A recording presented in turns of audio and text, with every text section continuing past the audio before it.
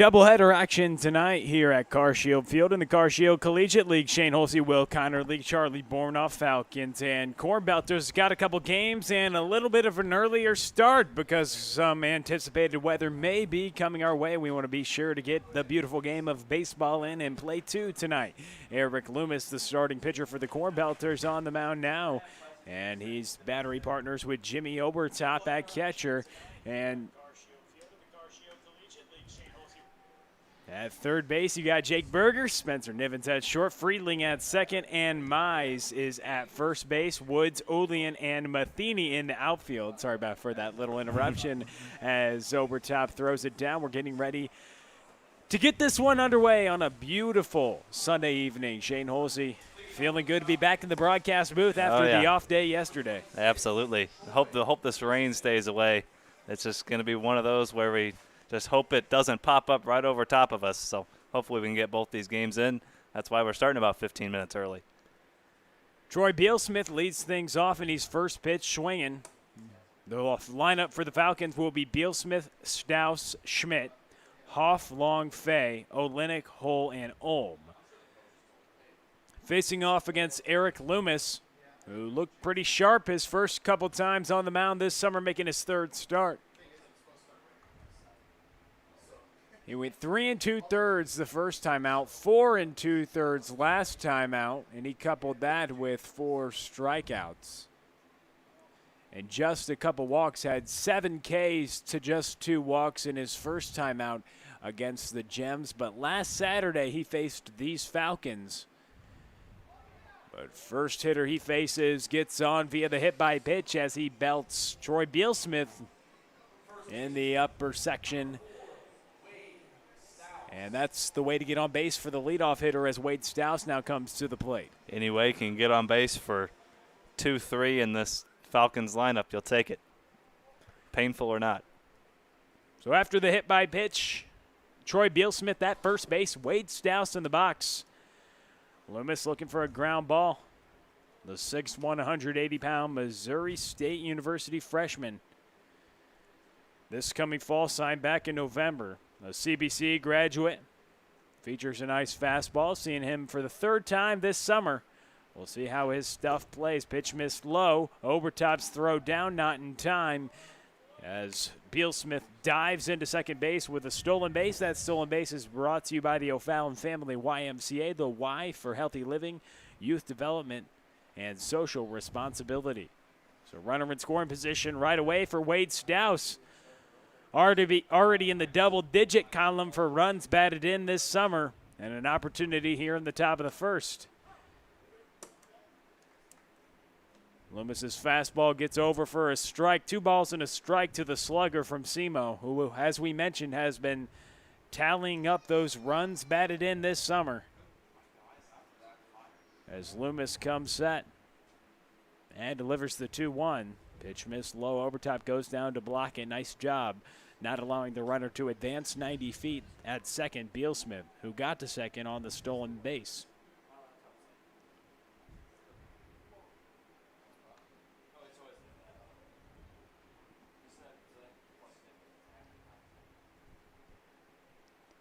Three balls and a strike. The delivery missed low.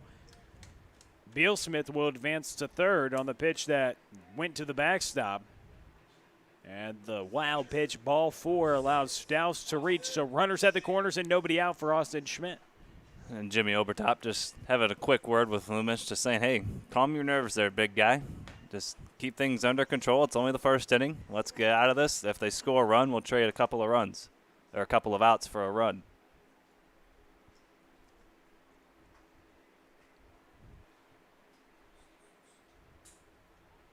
Runners on the corners, nobody out.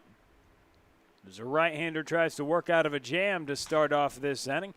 This could be 2. They could trade that 4-6-3. Schmidt grounds into a double play, but a run does score. 1-0 Falcons, but as you mentioned, they will take a couple outs for a run. And that's what they indeed do there. Nice pitch there by Lumis coming in on the hands of the slugger. To tie Schmidt up.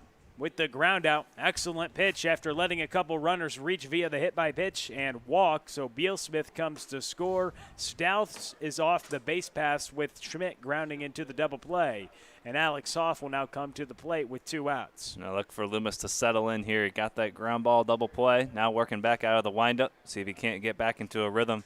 First couple hitters, sometimes you might not be fully loose. You're still getting your arm loose out there. It's a hot day, but still, you're still not quite going at 100% to start the game. So you walk a couple, surrender a couple of free passes, get yourself a ground ball, get back into this game. It's only 1-0. It's only the first inning. A lot of game left. And also, who knows how much of a factor moving up the start time of this game could have played in getting loose. They, of course, gave the pitchers time to get loose. And he looks loose there with a wicket breaking ball to catch Hoff looking. We send it to the bottom of the first, no score. As Lumis allowed a couple runners to reach with nobody out, but only surrenders 1 run. 1-0. We send it to the bottom of the first.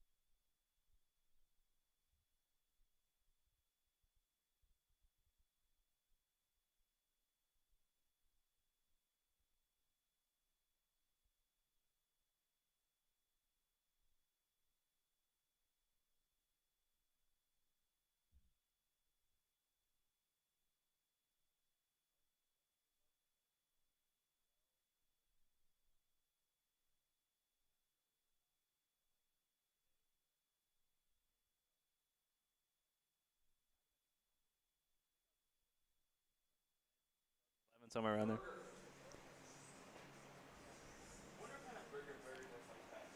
Jake Berger, Tate Matheny, Jimmy Obertop due up here for the Cornbelters. 4-5-1 is their record coming into this game, and they'll be facing off against Kyle Pothoff, the Mizzou Tiger right-hander. Jake Berger in the box. We saw him in his debut, his first at-bat, and a couple years removed from the game because of a couple injuries. The former first-round draft pick notched a single to right field. Now facing off here, and he's at the top of the order, so he's moved up. Being the leadoff hitter for Joey Hawkins, and a nice 1-2 punch with Jake Berger and Tate Matheny. That was the main storyline we talked about on Friday evening when Berger made his debut. As Pothoff gets that one in for a strike, a ball and a strike to the White Sox prospect. And it was nice to see him get a base hit in his first at-bat, really shake off any rust he had and get right back into the ball game. There's another one. Another rip to left field for Berger.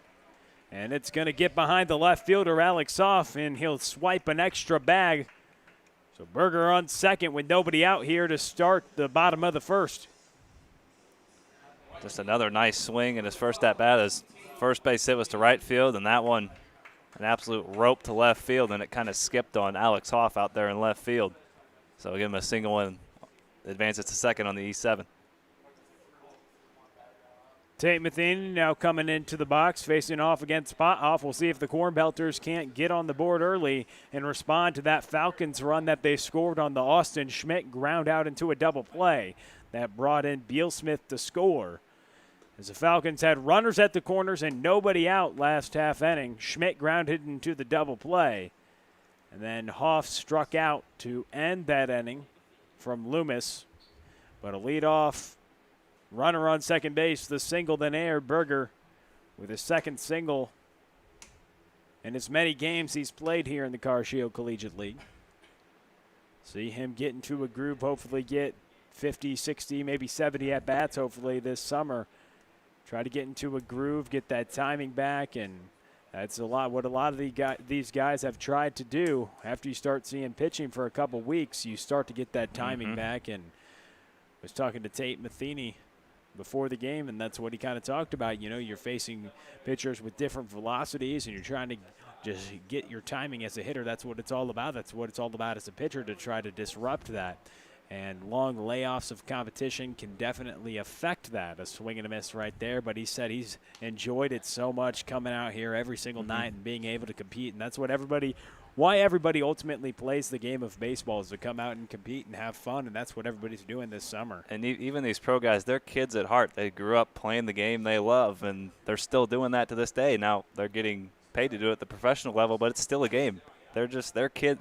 All baseball players, I've always thought, are kids at heart. Baseball is a kid's game. Well, they go out there and they do it and they love it, and they have families and their loved ones that support them through it, but it's something that takes a lot of hard work, commitment, discipline, and time and effort as well, to be able to sacrifice your time day in and day out with baseball. I mean, so much of it now is about training, and if you don't commit to excellence in the offseason, you get left in the dust, and that's what all these guys are doing. I mean, they kind of treated this time off as an offseason. Now they get to kind of show, hey, I've been working hard. I haven't forgot about that. I'm going to get back on the field at some point, and nobody's going to stop me from pursuing the goals that I have. And a lot of these guys have brought that mentality to this league, and it's really fun to see. Like when we got to talk to Mitch Plasmeyer about how he was having all his guys still follow a strict program, getting ready to come out here. And you've seen how well his pitching staff has done this summer with Josh Kiesel and Austin Miney. A full count to Tate Matheny. It's grounded away to the left side. Just past Joey Hawkins, the manager for the Cornbelters, at third base. He sees Jake Berger get to second base. He's the leadoff hitter, got the single to left field and reached second on the air by the left fielder. With 3 balls and 2 strikes, nobody out here to Tate Matheny. That pitch is skied to right field. Backtracking on it. And it had a shot. And it was a home run, unconventional home run. That one was skied in the air, but short porch there to right field. It's only .299, and Tate Matheny notches another home run. And he drives in Jake Berger, so a 2-run home run to the opposite field on a full count pitch against Kyle Pothoff for Tate Matheny. It was hanging up in the sky. He definitely would tell you he didn't get all of that one. Not even close. Definitely not, but it scoots out of here on a little bit of wind tailored to right field tonight on a Sunday night. Might have scraped the back of the wall on the way down. It barely got out of here, but a home run's a home run. He touched them all. It left the yard, and he has 2 runs now for his team. 2-1 Cornbelters. Jimmy Overtop now in the box. Just how you draw it up. Might be the shortest home run of his life, but hey, he'll take it. Berger gets on. Matheny knocks him in with a home run, and Jimmy Overtop comes up. And that shows you how strong he is, that he can hit what looked like a pop-up that was barely going to get into the outfield, and it just carries on out of here. He was having a good at-bat against Pothoff, fouling off a couple pitches, and initially it looked like he just tried to kind of fight that one off, and it ended up getting out of the park. Under 300 to right field. Barely scraped it out of here. 2 runs for Tate Matheny. And Overtop drills this one to the right center gap. It hits off the wall, stays in play, and Overtop has himself a stand-up double. So back-to-back Westminster grads get a couple extra base hits. That brings up Desmond Woods, the Maryville University left fielder. Boy, how tough is the top 3 in this lineup? You got a couple of pro guys and a catcher at the University of Michigan. That 1, 2, 3 is scary to face.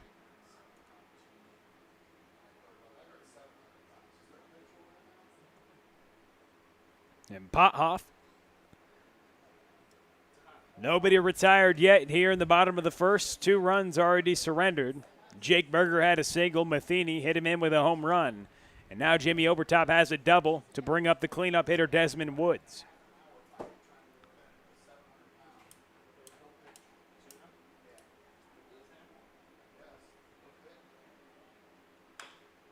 Woods chops this one foul. And man, how strong is Tate Matheny to be able to get that ball out of here with that swing? He's going to tell you he was far from squared up that baseball. It looked like it was just going to be a routine fly ball to right field, and all of a sudden he's trotting around the base paths. Now Pothoff has 2 strikes on Desmond Woods. We'll see if the Marquette High School graduate can't work around 3 straight hitters getting base hits off him, 2 of them going for extra base hits, 1 being that 2-run home run from Tate Matheny here in the bottom of the first. A 2-1 ball game. A swing and a miss by Desmond Woods. And Pothoff gets the first out here in the bottom of the first.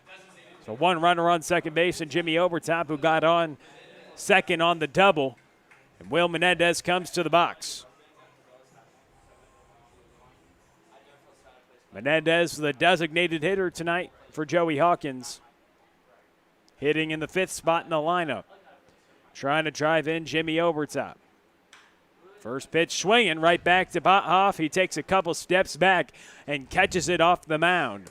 They talk about being in a fielding position. He didn't need any of that. He just took a couple of trots back and caught the lazy fly right back to the pitcher's mound, 2 away. That's about as easy as they come. As a pitcher, you get a lot of line drives right back at you, some screamers right past your ear. That's a sigh of relief for Pothoff just to have an easy one to handle right there.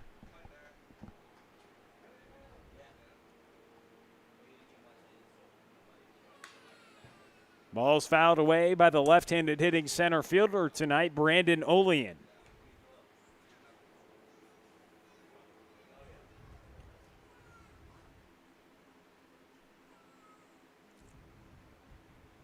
Kyle Pothoff making his 2nd start this summer and 4th appearance. A swing and a miss, 0-2 count now to Olean. Pothoff in 2019 was the 17th ranked recruit in the state of Missouri, currently at Mizzou. Went 8-1 with a sub-2 ERA in his senior campaign at Marquette. The 0-2 pitch, a swing and a miss on the breaking ball. Schmidt down to first. And we're through 1, 2-1 the score. Tate Matheny 2-run home run in the bottom of the first gives the Cornbelters the lead. We send it to the second. You're watching CCL TV.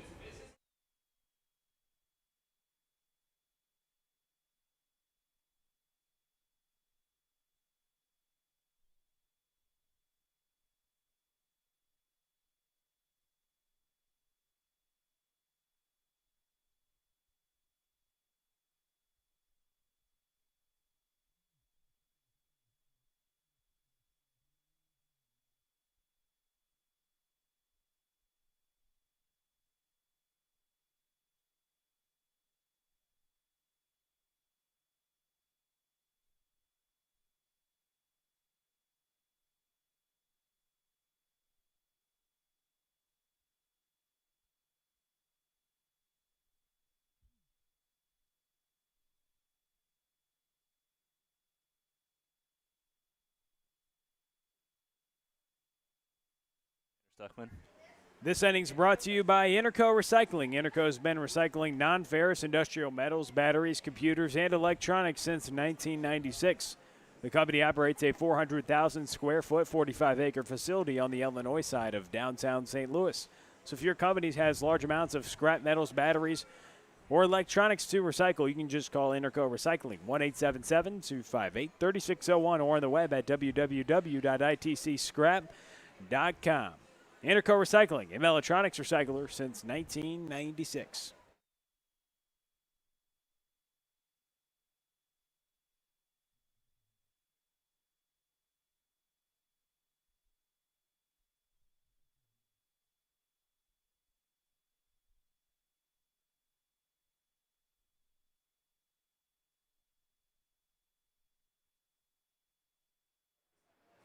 Michael Long, Andrew Fay, and David Olenek due up here in the top of the second inning. If you're just joining us now, there was an executive decision to be made that we were going to start this game a little bit earlier. Everybody was ready to rock and roll a little earlier, so we started the first inning about 15 minutes early.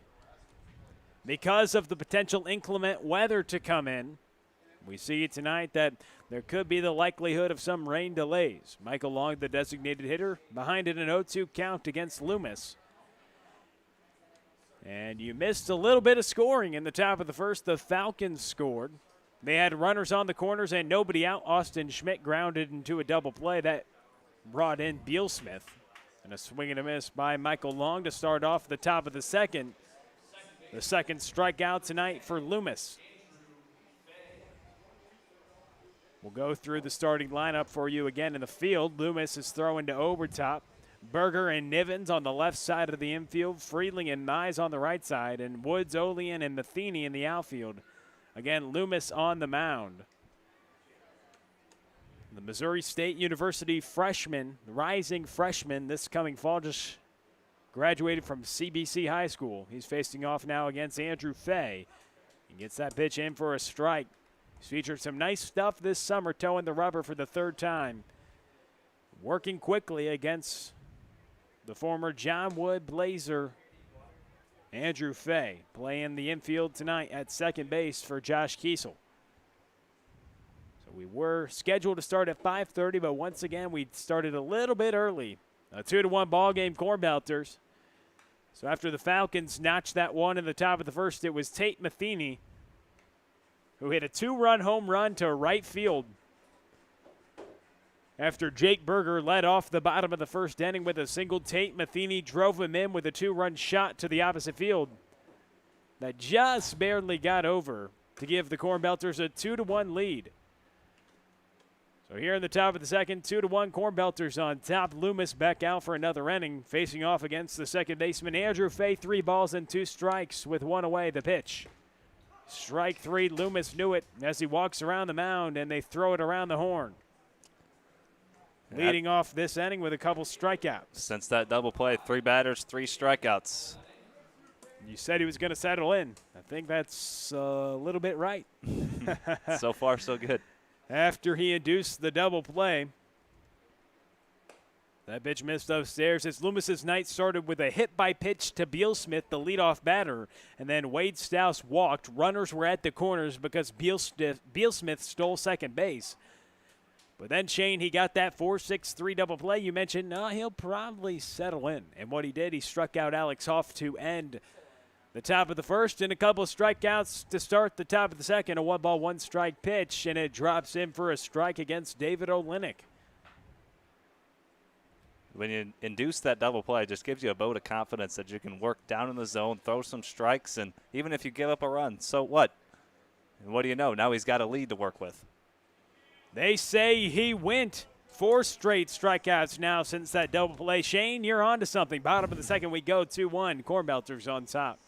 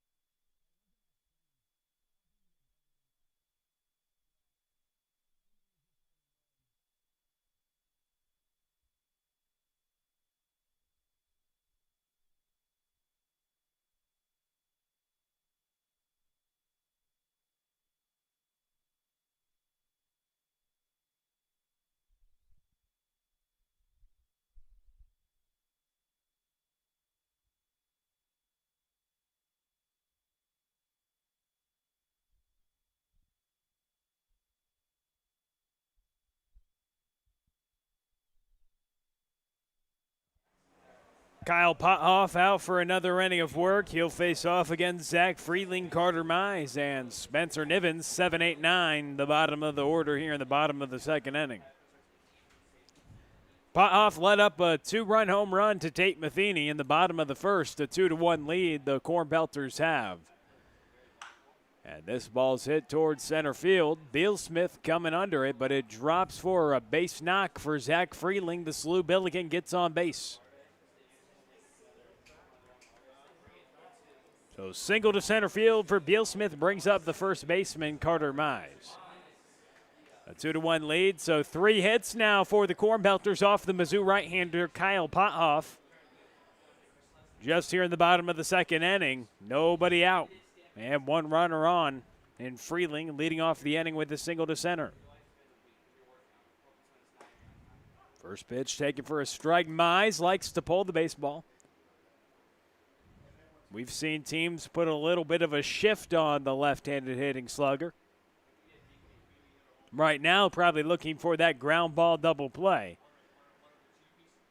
0-1 the count against the first baseman from Missouri Baptist. Freeling at first. Pothoff comes set and kicks. That ball's fouled to the left side and out of play. 0-2 the count.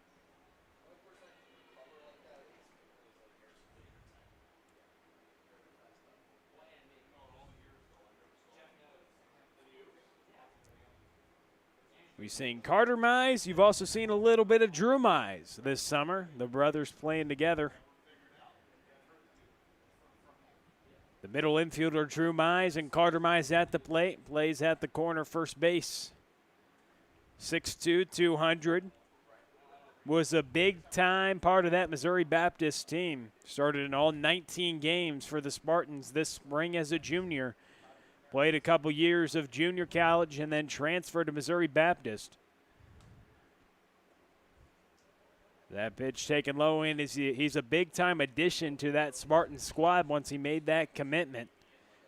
The Spartans didn't get to see the full effect of his addition this year, but did start those 19 games and has a couple years of eligibility left.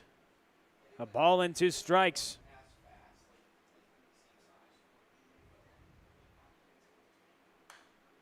And it's fouled away.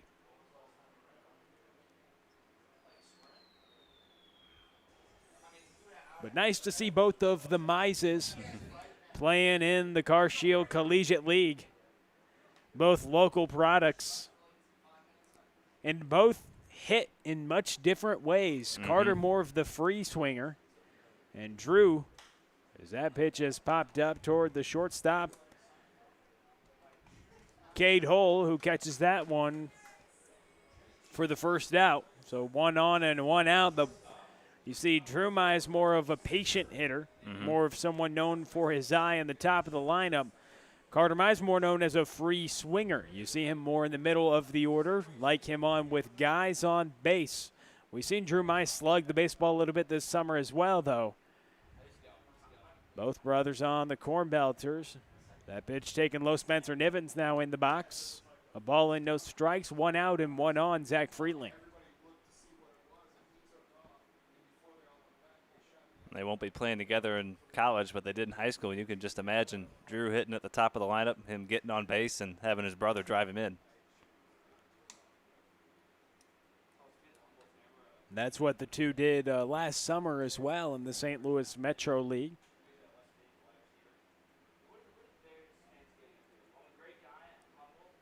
As Spencer Nivens comes up to the plate.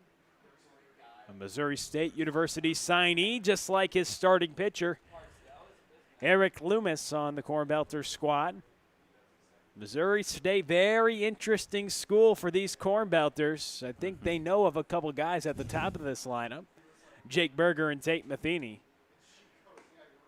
Both premier talent out of that school. Berger a first-rounder, Matheny a fourth-rounder out of the powerhouse. Joe Lincoln, the manager for the Hoots, an assistant coach at Missouri State. There's a handful of Missouri State signees in this league as well.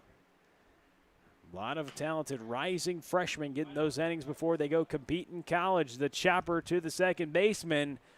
Nice play by Fay to get rid of it quickly and retire Nivens on the ground out. So two away as the runner Freeling advances to second. 2 outs. Jake Berger comes to the plate with an RBI opportunity. And quick was the optimum word on that. Spencer Nivens runs very well out of the left-handed batter's box. Fay had to get that out of his glove in a hurry, even though it was to second base. Still only got him by about a half step. So here comes the right-handed hitting slugger, Jacob Berger. 11th overall draft pick in 2017 from Missouri State. At 328 there with 22 home runs. RBI opportunity as that breaking ball's dropped in for a strike. Been staying in shape. We've been reading online. Dropped about 20 pounds since the quarantine. Been committing and discipline to activity, exercise, and being in good shape for competition. He smokes this one to left field. That's going to drive in Freeling. There will be a play at the plate. But Freeling is safe, and Berger's 2 for 2 with a run batted in.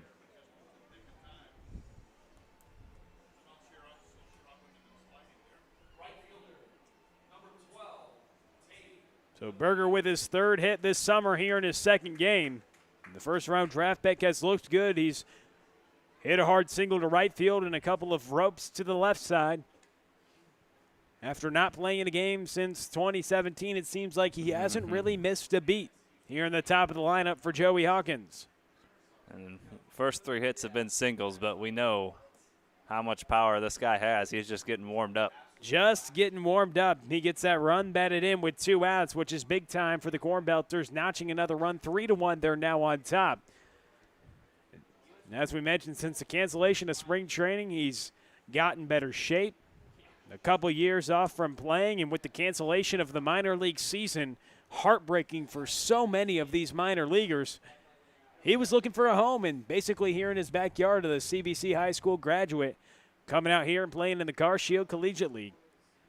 Great to see for everybody involved. A ball and a strike to the man who hit a 2-run shot last time at the plate. Tate Matheny hit an opposite field 2-run home run.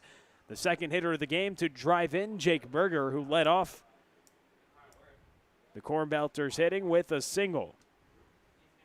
In the bottom of the first, Berger came up and smoked one to left field. He has 2 singles to left field today. And then Tate Matheny hit the opposite field home run that just got over that big wall in right field. A ball and 2 strikes as Pothoff looking to strand a runner here with 2 outs. The pitch missed low. 2 balls and 2 strikes with 2 outs. Berger the runner at first base. Here against Tate Matheny.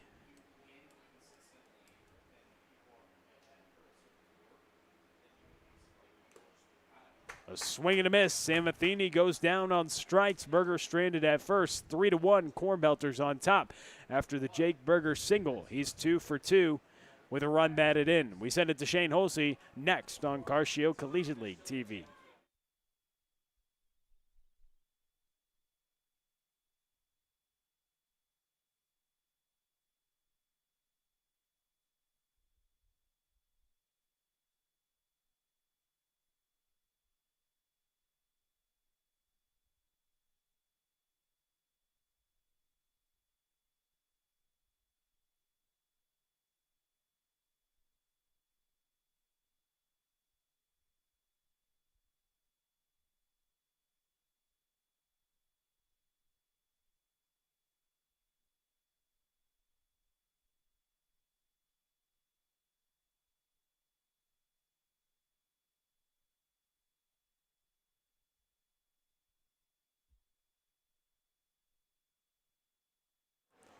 Reminder of this inning brought to you by Interco Recycling. Our friends at Interco have been recycling non-ferrous industrial metals, batteries, computers, and electronics since 1996. Their 400,000 square foot, 45-acre facility is just on the Illinois side of downtown St. Louis.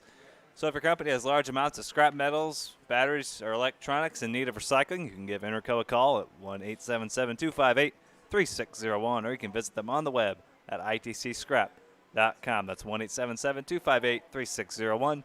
or itcscrap.com. Interco Recycling, a metaltronics recycler since 1996.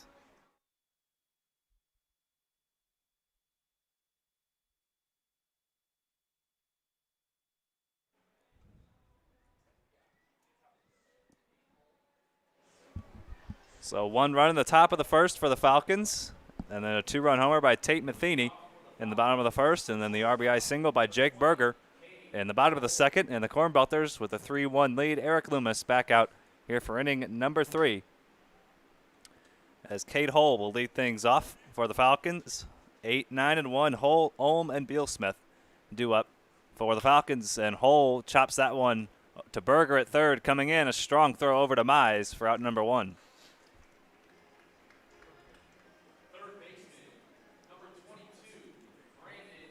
So that brings in the third baseman, Brandon Olm. He'll hit with nobody on and 1 away. Eric Lumis, since the first couple of hitters reached on a walk and a hit by pitch, that's 6 up and 6 down for the right-hander, Missouri State signee. Working to the third baseman out of St. Charles Community College, Brandon Olm.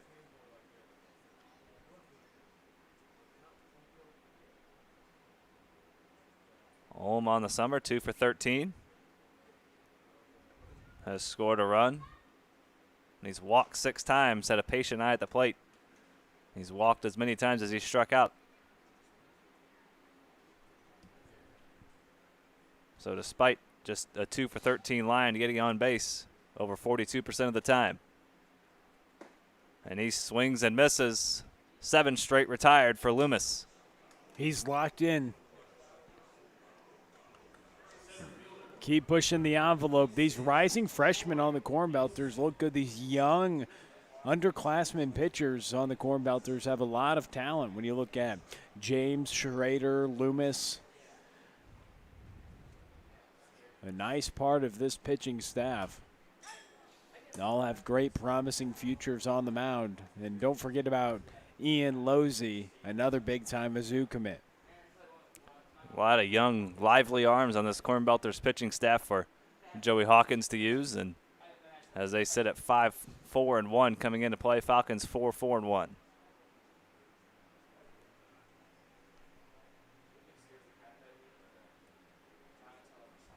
One and one to Troy Bealsmith, and that misses low and away.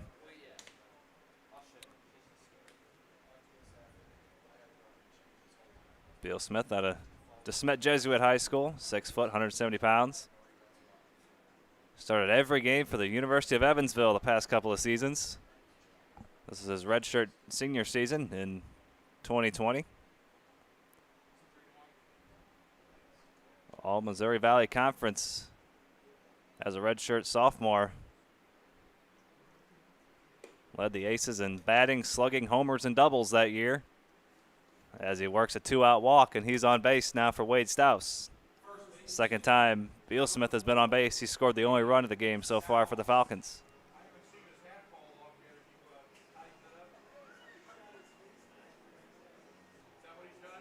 That breaks a string of 7 straight retired by Lumis. Has yet to surrender a base hit, a couple of walks, and a hit by pitch.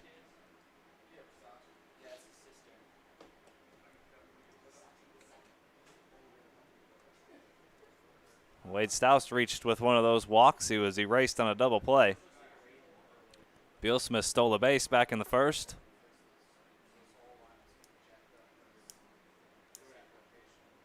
Reached third base on a wild pitch and then scored on the double play ball by Austin Schmidt. That's chopped slowly to the right side, and Carter Mize fields it in foul territory. Mize tried to get that one before it scooted foul to slap the tag on Stouse, but he couldn't quite get to it in time. That was right on the first base line. Smart play by Mize to come get that baseball, but it was just a bit too late. And now new life for Stouse.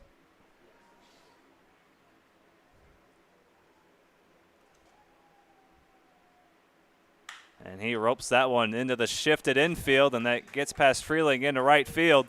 Bealsmith with good speed will advance to third on the E4 by Zach Freeling. Well hit ball, but right into the shift, and Freeling kind of fielded it off to his side. And it scooted right over his glove and into right field. And now a couple of runners on base for Austin Schmidt. He came up with the runners on first and third with nobody out in the first and grounded into a double play. We'll see if he can't come through here with 2 outs. First error of the game for the Cornbelters. So now 1 error apiece. Trailing by a couple runs. And the Falcons, you see, still looking for their first hit off of this electric right-hander. Be a good time for it. Schmidt trying to tie the game or potentially give the Falcons a lead if he can put one in a gap or hit his 4th home run. Both he and Wade Stouse with 3 home runs so far this summer.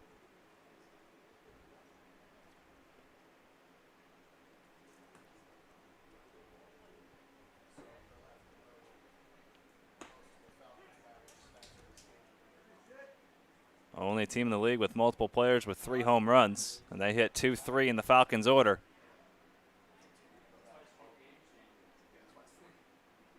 One SEMO Red Hawk and one future Lindenwood Lion. The 1-2 from Lumis, trying to strand a couple of runners.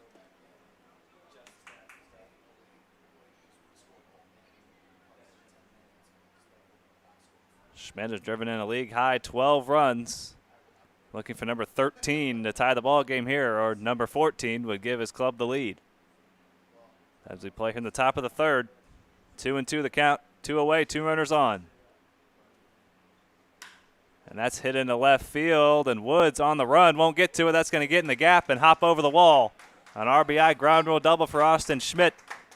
And the ball game is all knotted up at 2, RBI number 13 for Schmidt.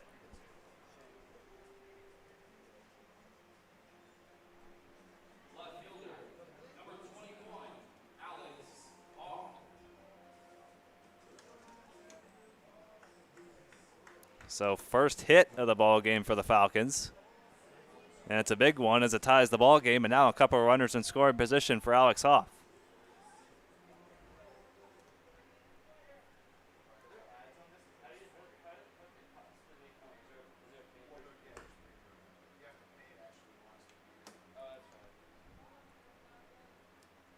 So 3-2, Cornbelters still on top.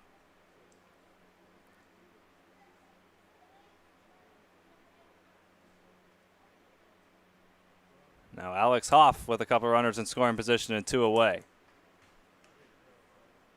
That 1 run slipped my mind last inning, my apologies.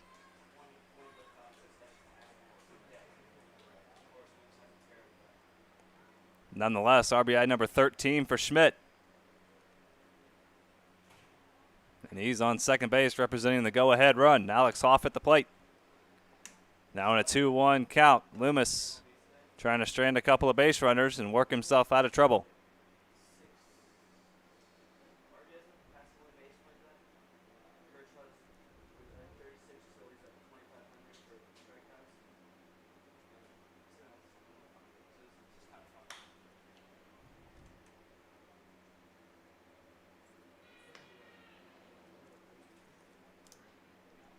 So now Stouse on third, Schmidt out at second. 3-2 ball game.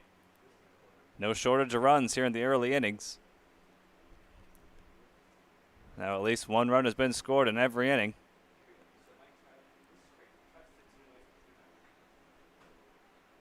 Two coming to Alex Hoff. Pop down the right field line. That's going to stay in play and in fair territory. And Freeling comes over from his second base spot and makes the catch. Falcons cut the deficit in half. The RBI double by Austin Schmidt, RBI number 13. They do strand a couple of runners. We head to the bottom of the third. Cornbelters still on top, but a little closer, 3-2.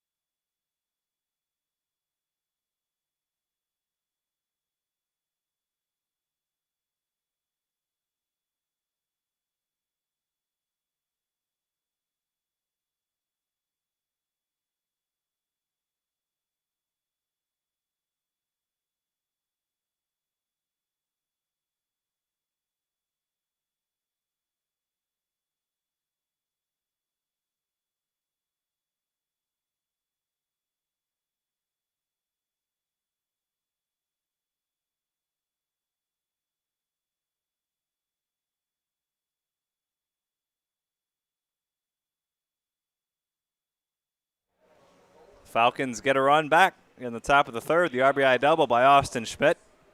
League leading RBI number 13. And now Kyle Pothoff's lead deficit a little slimmer at 3-2. Cornbelters scored 2 in the first on the 2-run homer. And then RBI single by Jake Berger in the second. And a 3-2 Cornbelters lead as we play here in the bottom of the third. Jimmy Overtop will lead things off. Desmond Woods and Will Menendez to follow. Overtop doubled to right center. One hopped off that short wall in right center. His last time up.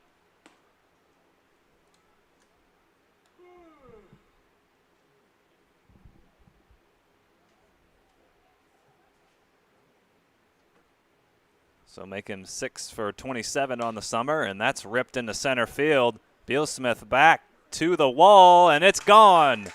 Jimmy Overtop gets the Cornbelters their run back, and now their lead's back up to 4-2. Second home run of the summer for Overtop. So a couple of extra base hits, and Overtop's 2 for 2 with that homer.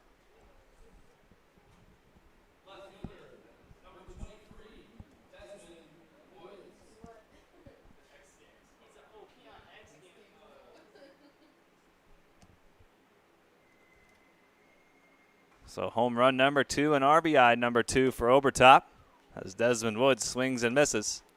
5th run scored for Overtop this summer.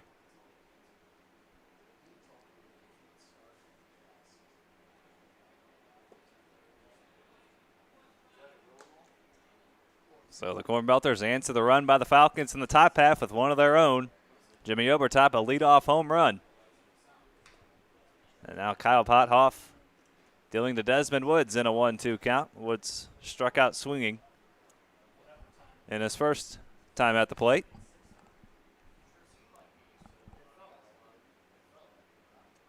Two for 17 entering play so far in the summer, playing left field here this evening.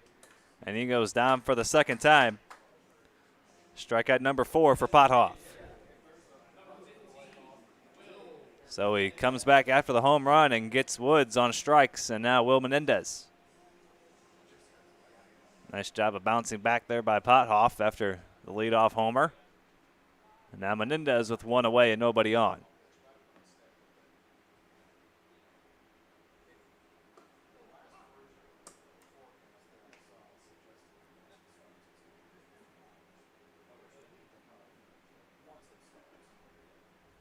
Menendez 0 for 1 on the evening. Hit a soft liner back to Pothoff his first time up, and he'll pepper him once again. This time of the 1-3 variety. Menendez is retired. He's 0 for 2. Menendez playing a little pepper with Kyle Pothoff this evening.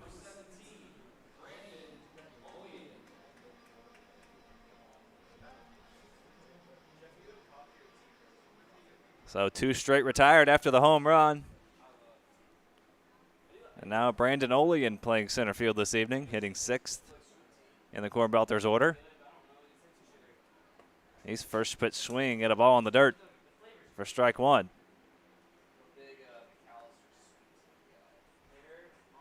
Olean 4 for 15 coming into play. Couple of runs driven in.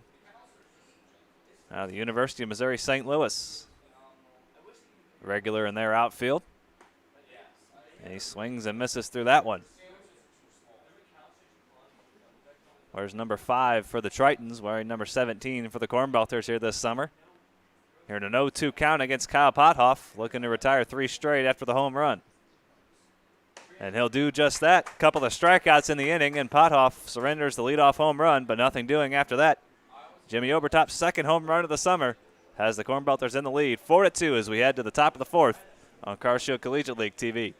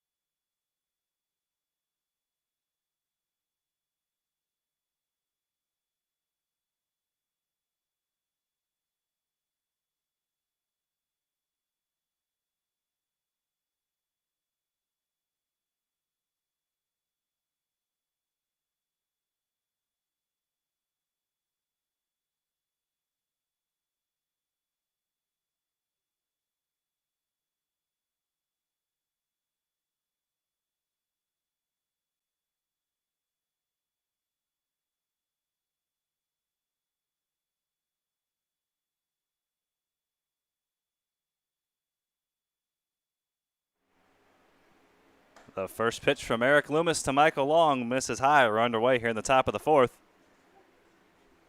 Long, Fay, and Olenek, 5, 6, and 7 for the Falcons. For the brand new CBC graduate, Eric Lumis just had his graduation ceremony this afternoon, so congrats to Mr. Lumis. He'll be headed to Missouri State, so officially graduated from CBC High School.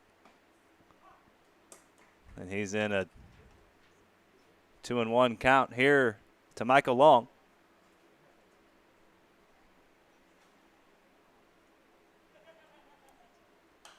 And Long fouls that one back, 2-2.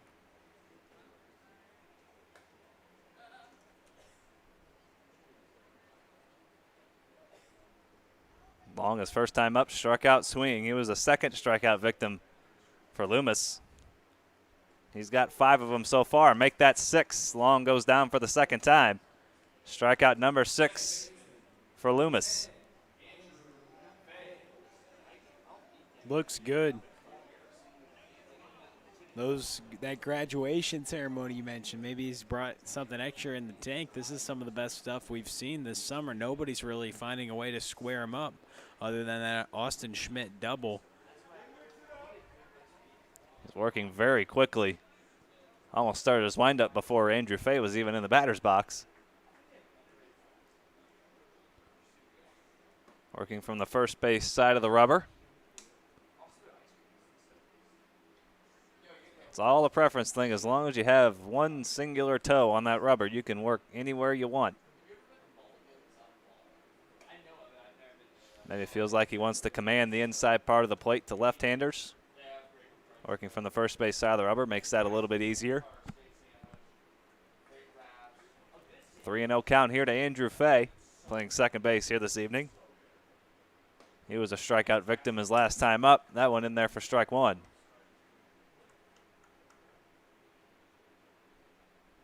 Fielders are going to love it when you get a pitcher out here like this who will work quickly.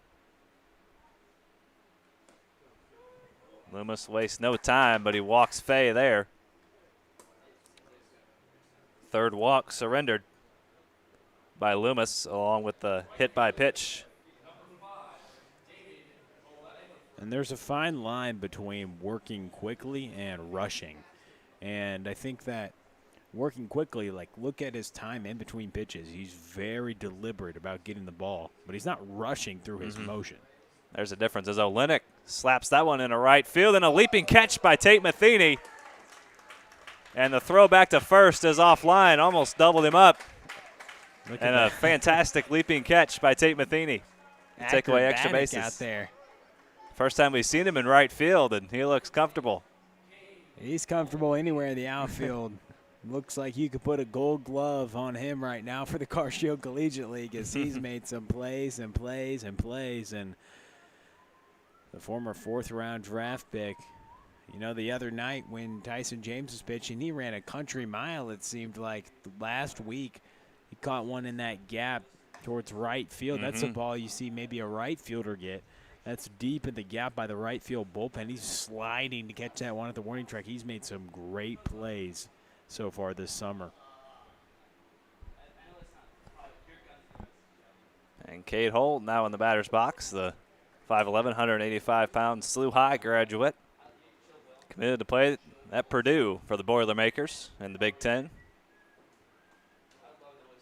Ranked as a 20th best prospect and 4th best shortstop in Missouri in the class of 2020.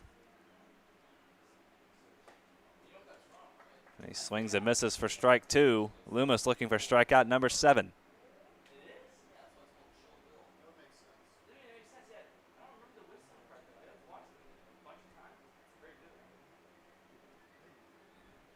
The 1-2 coming from Eric Lumis. Outside, went with the breaking ball again. Hole swung through the last one, spits on that one. 2-2, Andrew Fay on first after the 1-out walk. And then a leaping catch by Tate Matheny to rob David Olenek of extra bases. The 2-2. That's hit into right field again. That one's deep. Matheny back to the wall, and that one is gone. A 2-run homer for Cade Hull. And just like that, we're knotted up at 4 First home run of the summer for Hull in his second game with the Falcons. Great piece of hitting right there from Hull. Another very talented rising freshman in this league. And a great piece of hitting to go the other way off of Lumis. They're starting to see him a little bit better. Going through the lineup now after Olm. It'll be the third time as he's here in the bottom of the order, but a good piece of hitting by the big D1 commit, former St. Louis gamer, with a couple other players in this league who've played for that great organization.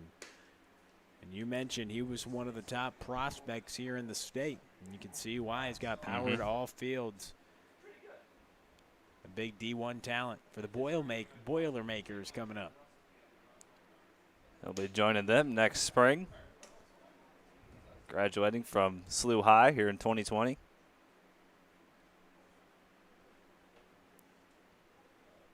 It's been all about the long ball tonight. 3 home runs already. 2 by the Cornbelters and now 1 by the Falcons. First homer for Hull in just his third at-bat here in the Card Shield Collegiate League.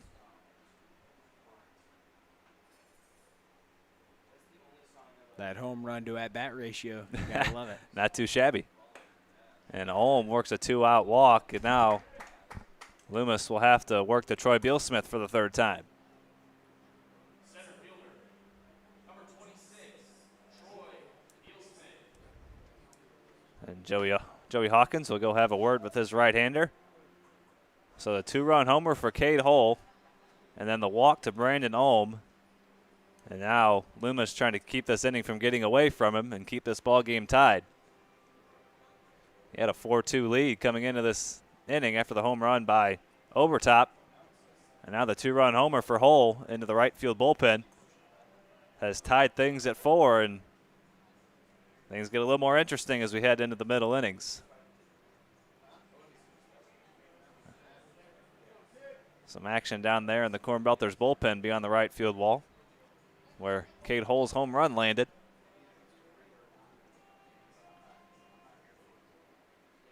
So now a 4-4 ball game. Runner on first. The 2-out walk by Brandon Olm. And he's on first base now for the top of the order, Troy Bealsmith. Good breaking ball, but it just missed. It's been kind of an up and down night for Lumis. He's had good stuff, but still the 4 runs given up. Some walks have come back to bite him.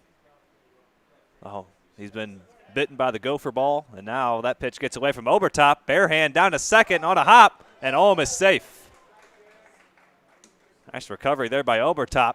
Barehanded that baseball and fired a strike down to second, but Olm in safely just in time.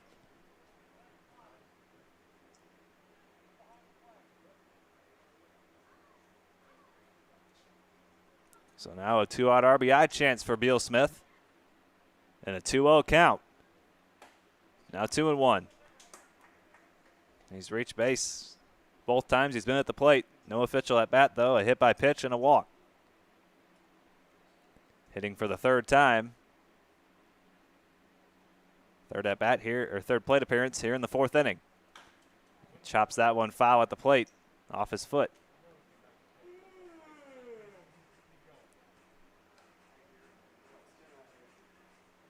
So the Falcons looking for a little bit more 2-out magic.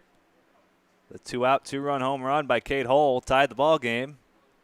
Brandon Olm got on first via the base on balls, and then he swiped second on the wild pitch. Now Troy Bealsmith at a 2-2 count. The 2-2 from Lumis. Breaking ball looped into right field. Tate Matheny takes a few steps back and makes the catch. 2-run homer for Cade Hull, his first of the summer and just his third at bat. And we're all tied as we're halfway through here in game number 1. 4-4 as we head to the bottom of the 4th.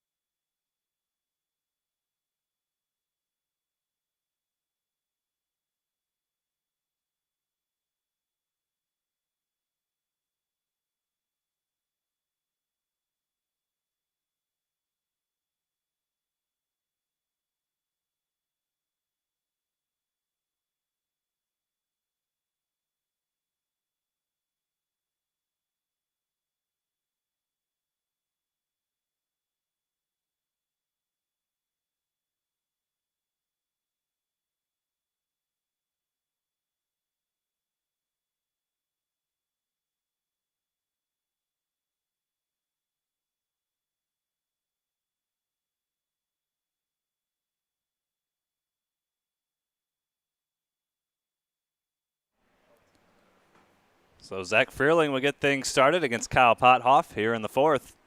The Falcons tied it up on the 2-run homer by Cade Hull. And now the bottom third of the Cornbelters order will look to answer. Here in the bottom half, they've scored in every inning.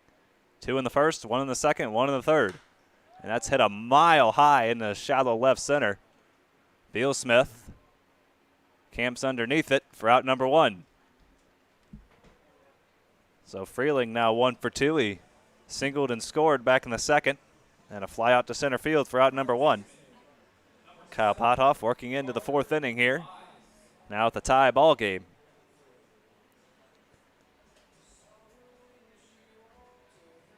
And Carter Mize will hit with nobody on and 1 out. Shane Holsey, Will Connolly with you here on Car Show Collegiate League TV. Thank you for joining us. It's a bit warm. The clouds have kind of moved in, but so far we've stayed dry. And a 4-4 ball game here in the fourth.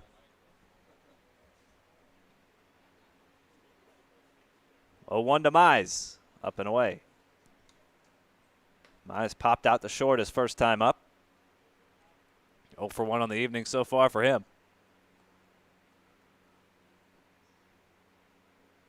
4 for 22 coming into play on the summer.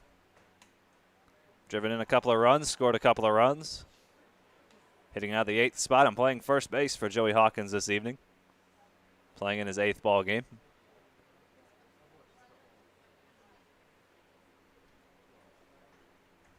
Here in game number 11 for the Cornbelters. 5-4-1 coming into play, 4-4-1 for the Falcons.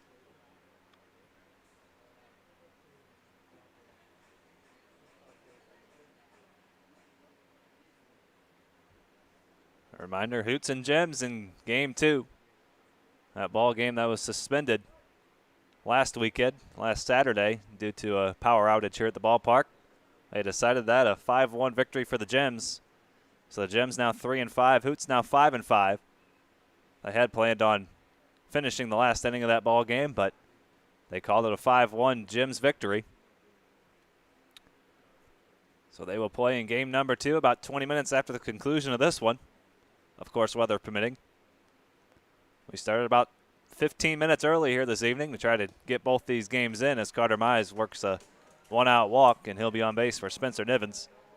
Started a little early to try to get these games in before any potential weather moves in. So far, it stayed dry. Had a couple of raindrops on my windshield on the way here, but so far we stayed dry here. Some pop-up storms in the area, as there usually is this time of year here in the Midwest. Kind of hard to predict the weather around here, especially when there's storms in the area. When it's hot like this, storms can just pop up out of nowhere. Hopefully one doesn't pop up right over the ballpark, and hopefully we can get a couple of ball games in here this evening. This first one shaping up to be a good one as Nivens ropes that one into right center. That one's high. It is deep, and it is gone. A 2-run homer. So a 2-run homer for Hull in the top half, and now a 2-run homer for Nivens in the bottom half. And the Cornbelters back on top.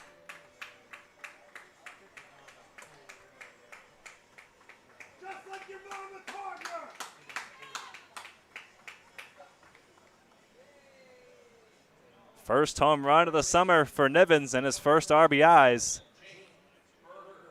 Now scored 5 runs, and the 2-run homer puts the Cornbelters back on top at 6-4.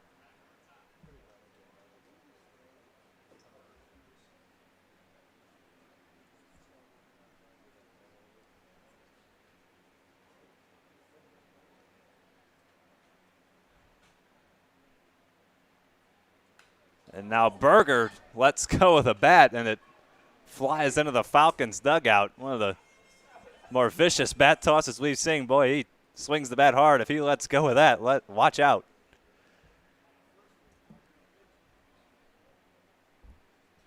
He'll get some pine tar on that one.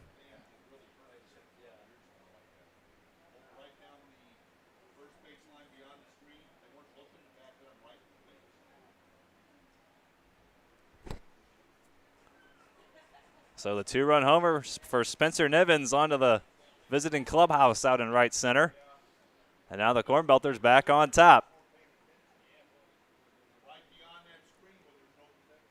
4th home run, now 3rd home run for the Cornbelters this evening. Falcons got the 2-run homer by Hull, and now the 2-run homer by Nivens. Ball's flying here this evening. 4 home runs in the first 4 innings. And the man at the plate right now sure can make it number 5, Jake Berger. He's in a 1-2 count here against Kyle Pothoff. Some action down there in the Falcons bullpen. Tom Scoro, the lefty, getting loose. So he'll be first out of the bullpen for the Falcons. The 1-2 to Berger. Down low. Berger 2 for 2 on the evening. Couple of base hits, a run driven in.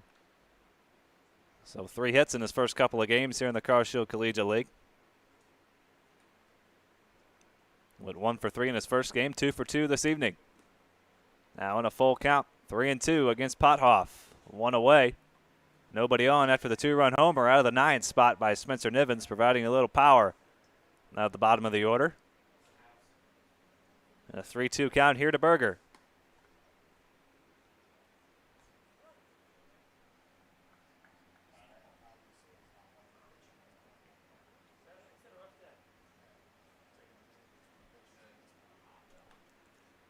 Full count delivery coming from Pothoff. And that's up the middle, right between the legs of Pothoff, and Berger's got himself a 3-hit night. 3 base hits for Berger. He's 3 for 3. Swinging the bat well here out of the gates. Coming out of the blocks running here in the CarShield Collegiate League. 4 hits in his first 6 at-bats. All of them singles, but hits nonetheless. And he's on base for Tate Matheny.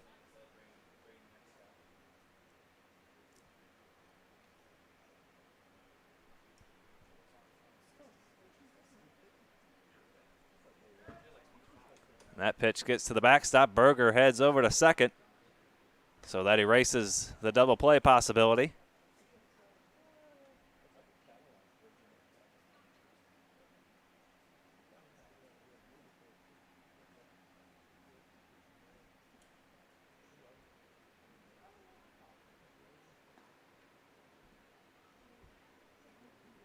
Want to know the count to Tate Matheny.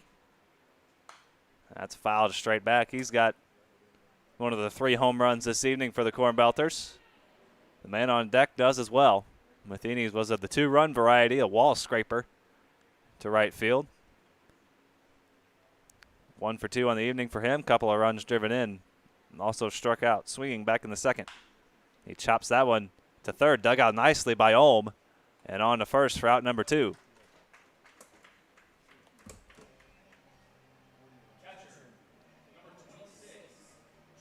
So it was a 2-run homer in the top half by Cade Hull. And then a 2-run homer for Spencer Nivens gives the Cornbelters the lead right back.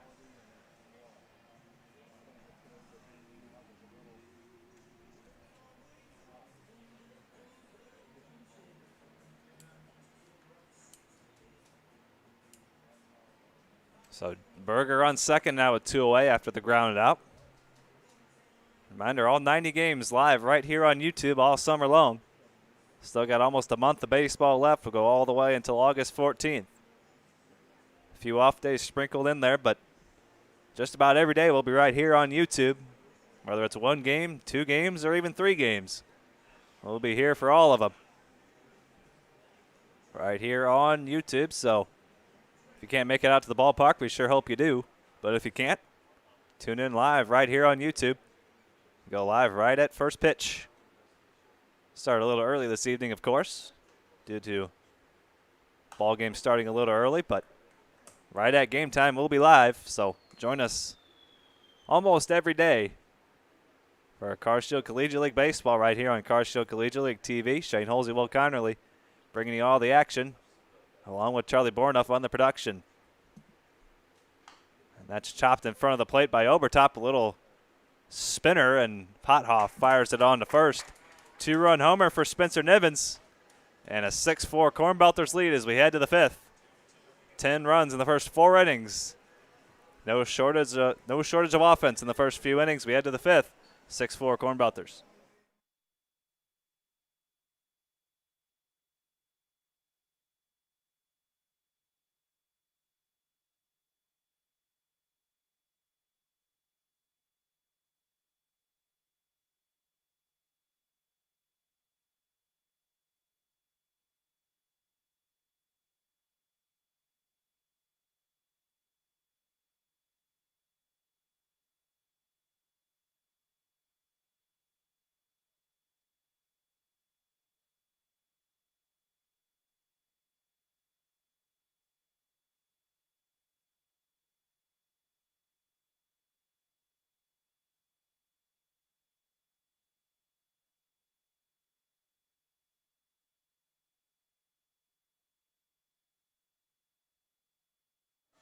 Reminder, this inning, as always, brought to you by Interco Recycling. Our friends at Interco have been recycling non-ferrous industrial metals, batteries, computers, and electronics since 1996. Their company operates a 400,000 square foot, 45-acre facility on the Illinois side of downtown St. Louis. So if your company has large amounts of scrap metals, batteries, or electronics to recycle, you can call Interco Recycling at 1-877-258-3601, or you can visit them on the web at itcscrap.com.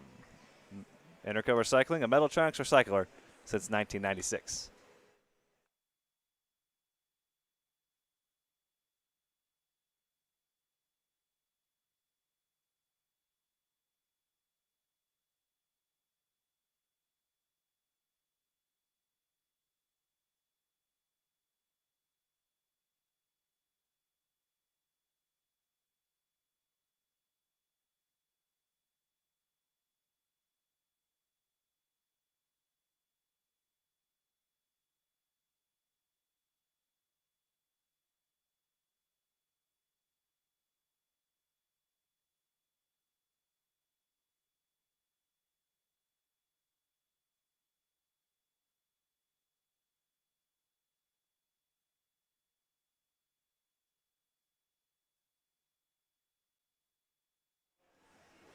Four innings for Eric Lumis, and he gives way to the left-hander Bobby Strant, whom he's making his first appearance here in the Carr Shield Collegiate League. First time we've seen Mr. Strant out on the mound here at Carr Shield Field, out of Webster University. 6 foot, 180 pounds, originally from Frisco, Texas. Originally was at the University of Arkansas and transferred to Webster University.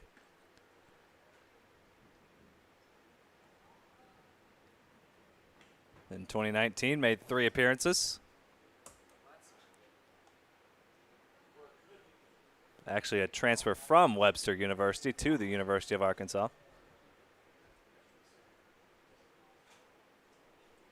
Originally with the Gorlocks at Webster.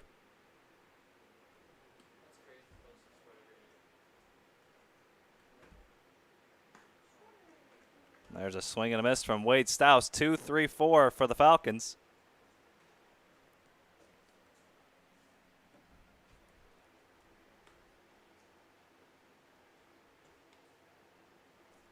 Stouse, Schmidt, and Hoff against the left-hander Bobby Strant.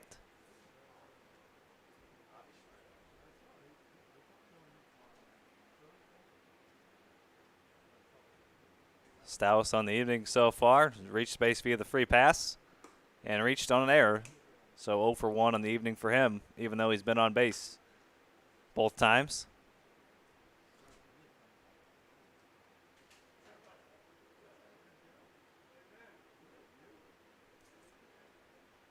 And that's ripped through the right side. A diving play by Carter Mize on the Strant, and a nice play, 3-1 for the first out. Sliding play by the left-handed first baseman Mize, and then a strike to Strant covering first, and they get Stouse for the first out.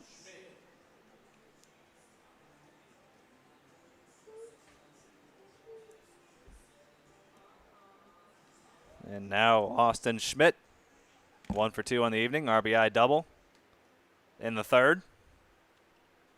And grounded into a double play. Run did score, but no RBI on that play. So 13 RBIs on the summer for Austin Schmidt. Leads the entire league. Both he and Wade Stouse in double digits. And the runs batted in column. And a 1-1 count. Some clouds rolling in here at Carr Shield Field as we play here in the top of the 5th, and that's hit in a shallow right field, and that'll drop in front of Matheny. A 2-hit night for Austin Schmidt.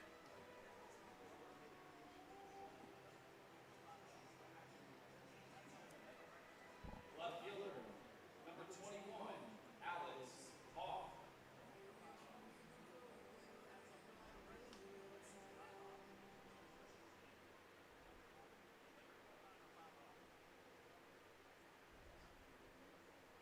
So now runner on first base after the base hit by Schmidt. And now Strant will have to deal with a base runner. Alex Hoff at the plate representing the tying run. Hoff on the evening so far has been retired both times he's been at the plate, a strikeout and a pop out. And a double play ball out to second. Freeling keeps it on the infield.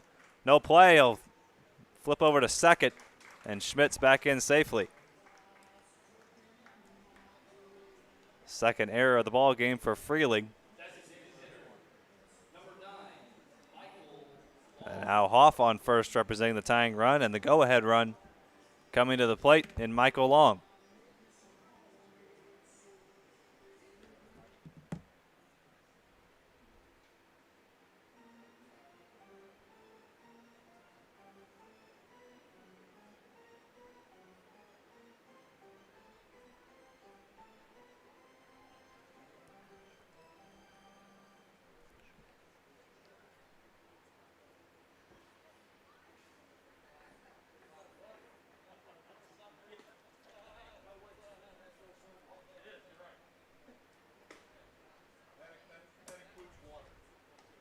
Swing and a miss from Long on strike one, and 0-1 count. Bobby Strant trying to get a double play ball, get himself out of this inning.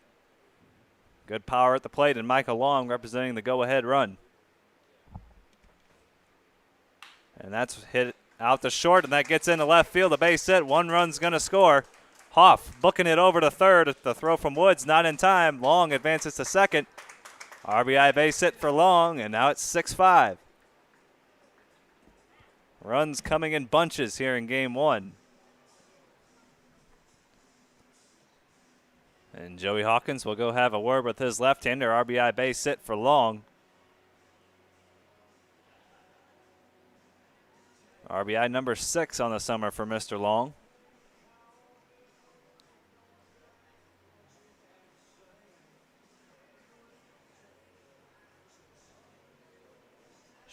Schmidt scores to make it 6-5. Hoff advances to third.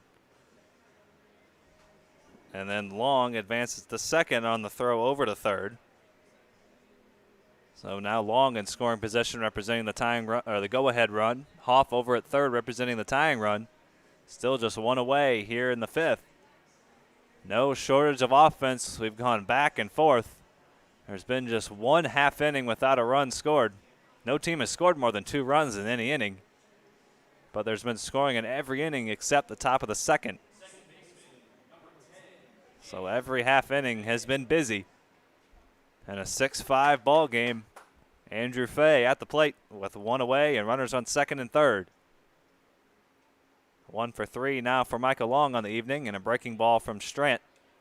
Misses to Fay for ball 1.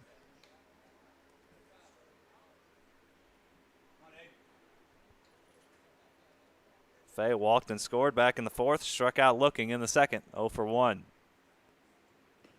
Check swing for ball 2. Fay coming into play this evening, 2 for 12. A couple of runs scored. Has walked 5 times, so getting on base about 41% of the time. Another walk here this evening. Check swing and a strike.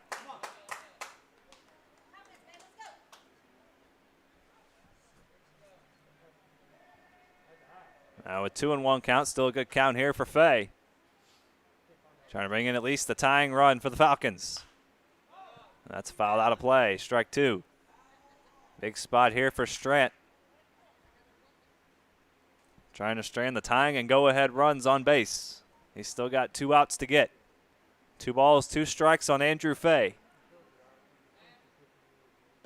Breaking ball just off the inside corner.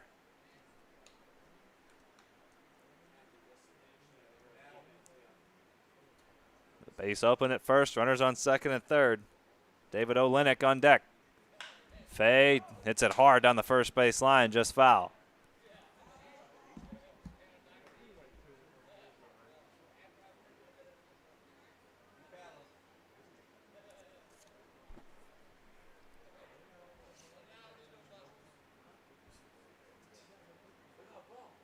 The 3-2.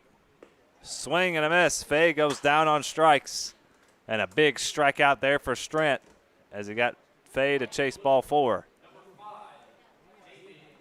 And now the former St. Louis Patriots standout, David Olenek. He was robbed of extra bases his last time up by Tate Matheny out in right field, 0 for 2. First pitch swinging down the third base line, just foul.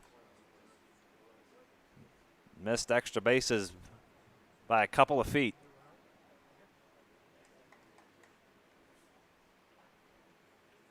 Couple of runs driven in so far in the summer for Olenek. If he can drive in a couple more, that'll give the Falcons the lead. Swing and a miss. Strant one strike away from getting out of it.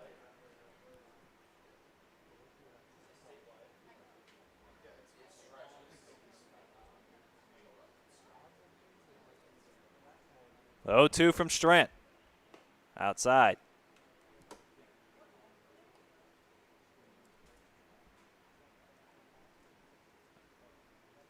Long out at second. After the RBI base hit, Alex off on third. Swing and a miss from Olenek.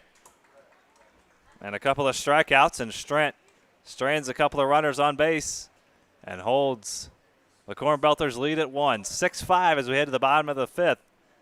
No shortage of offense here in the first 4.5 innings. Cornbelters look to add on in the bottom of the fifth as they lead at 6-5 here on Car Show Collegiate League TV.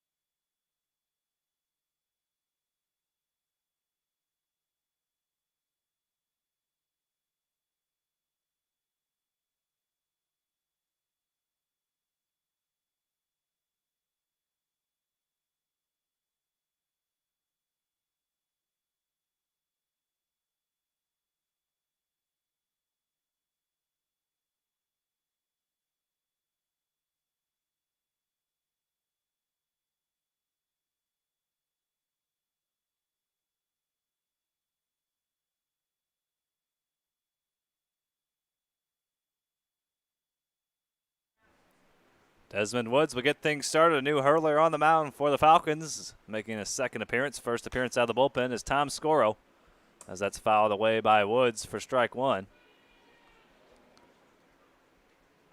Scoro, the left-hander out of Medicine Lake, Minnesota, was a redshirt junior at the University of Missouri this spring.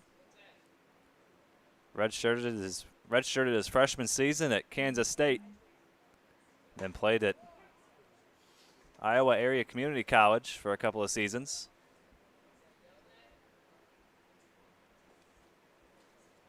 Made a couple of appearances for the Tigers this spring. And a swing and a miss from Woods. He goes down for out number one, so a strikeout right out of the bullpen for Tom Scoro. And his first appearance back on July 6th against the Gems. 2 1/3, 3 strikeouts, a walk, 1 earned run. So first time he's pitched in a couple of weeks.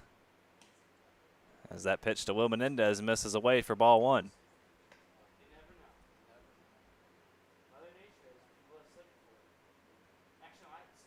Scoro, a dual sport athlete in high school, was a standout hockey player as well, member of a national championship team and a state championship baseball team, as that's popped up on the infield. Who's going to call it? It's Staus rather, on the mound, and he can't make the catch. That ball hung up in the air for a long time, and Staus ran underneath it on top of the mound and couldn't make the catch. That's a tough play right there, Shane, and Staus is probably thinking, man, who put that mound there? He's trying to catch that ball, and then you got to go up a little bit of a vertical. It's a tough play to make. On those pop-ups, you see the rule of thumb is tell the pitcher, get the heck out of the way. With that one, might have been better served to let Scoro just stand on the mound and take it himself. It's kind of hard to read those as a pitcher as well. You look straight up in the air, and you're told your whole life, hey, get out of there. You are not going to catch the ball.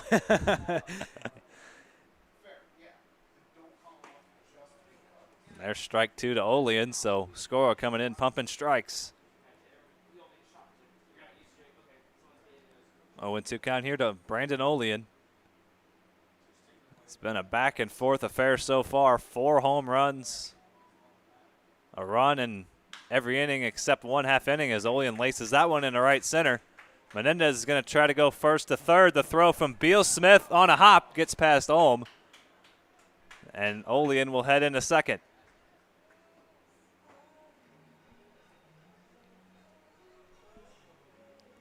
So a base hit for Olean. He advances on the throw. Menendez into third. And now runners on second and third with 1 away. Cornbelters looking to add on. They've scored in every inning.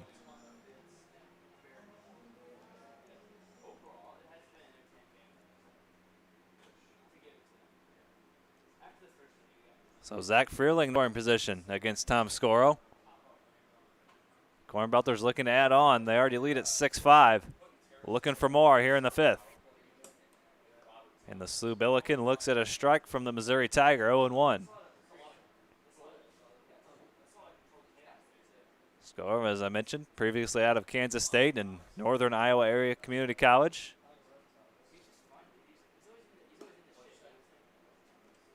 So 3 schools in 3 years for 3 schools in 4 years rather for Mr. Scoro. Redshirted his freshman campaign at Kansas State. A couple of seasons for community college, and then on to Mizzou, where he made a couple of appearances. Struck out 5 batters in 2 2/3 innings. Number 14 overall recruit and number 2 left-handed pitcher coming out of Minnesota in the class of 2016. 6'3", 234 pounds, the big left-hander from Minnesota. Zach Freeling in a 1-2 count.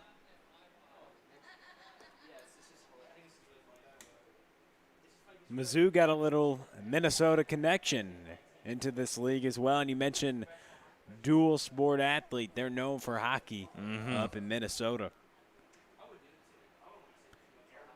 You're almost born into it. Yeah, practically everybody knows about it or plays it. They love it in that state. And Scoro on one of the better teams in the state. Actually, the best team. One of the best teams in the country, as a matter of fact, in high school. National championship his senior year, along with a state championship in baseball. And now he's in the state with arguably the best team in the nation. He definitely was in 2019, the St. Louis Blues. NHL just starting up here in a couple of weeks once again. That Excited 2014 for it, tournament, man. that's going to be fun. Everything's starting back up. Everybody enthusiastic about it. And strike 3 call, the big strikeout there for Scoro. And now 2 away, and he's 1 batter away from straining a couple of runners.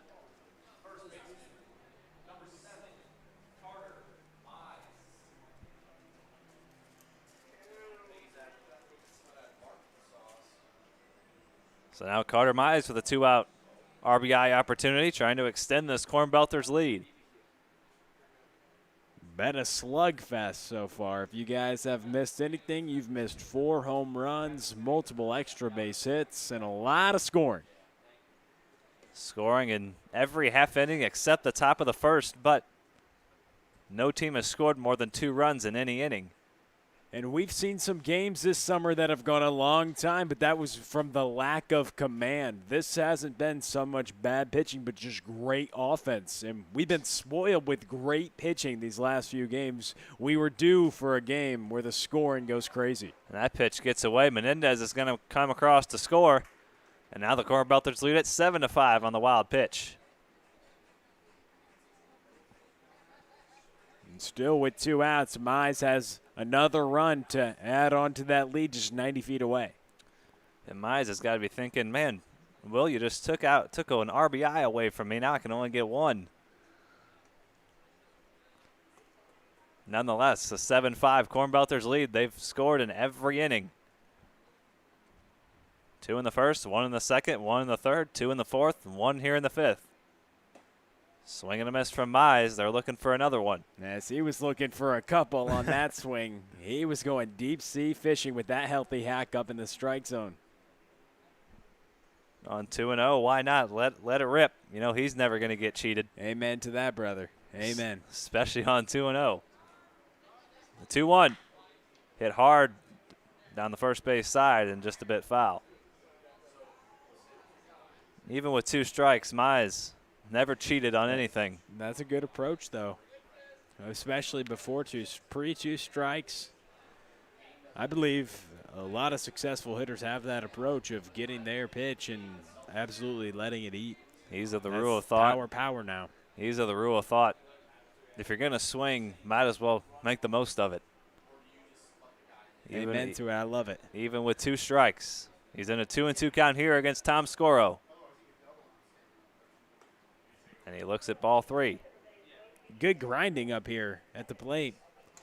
He's laying off the breaking ball. He knows his vision's getting a little better. He worked a walk in his last at-bat, trying to get on base here and extend the inning to Spencer Nivens, who went deep the last time he was at the plate. A 3-2 from Tom Scoro. Outside corner, got him looking. Mize can't believe it. But Scoro strands a runner on third. The Cornbelters add another. They've scored in all 5 innings so far. And they lead at 7-5 as we head to the 6th. And we send things over to Will Connerly for the final 2 frames of Game 1 of this doubleheader. Cornbelters lead at 7-5.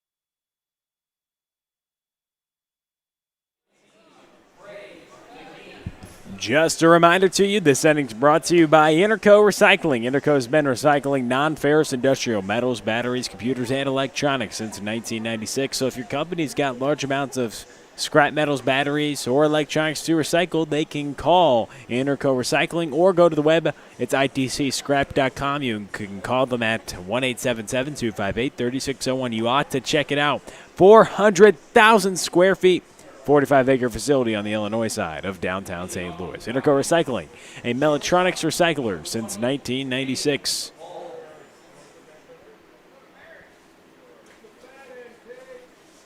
You got Cade Hull leading things off here in the top of the 6th for the Falcons, who trail 7-5. He fouls that one back. Cade Hull hit a home run last time at the plate. He fouls that first pitch back against the new pitcher into the ball game for the Cornbelters, Craig McGee. As he drops a breaking ball in there for a strike. This is Craig McGee's second appearance here in the Car Shield Collegiate League. And he was pretty impressive last time out. A breaking ball and a strikeout. He does quick doing of Cade Hull on strikes as they throw it around the horn for the first out here in the top of the 6th. Hey, might as well not even put anybody in the field when Craig McGee's out on the Oh, mound. amen to it. All 7 of his outs have been strikeouts. He struck out the side both times last time on the mound. Craig McGee with 2 innings pitched. Last outing, he surrendered 2 hits, but had 6 strikeouts in those 2 innings, make it 7. As all he needs is the battery so far.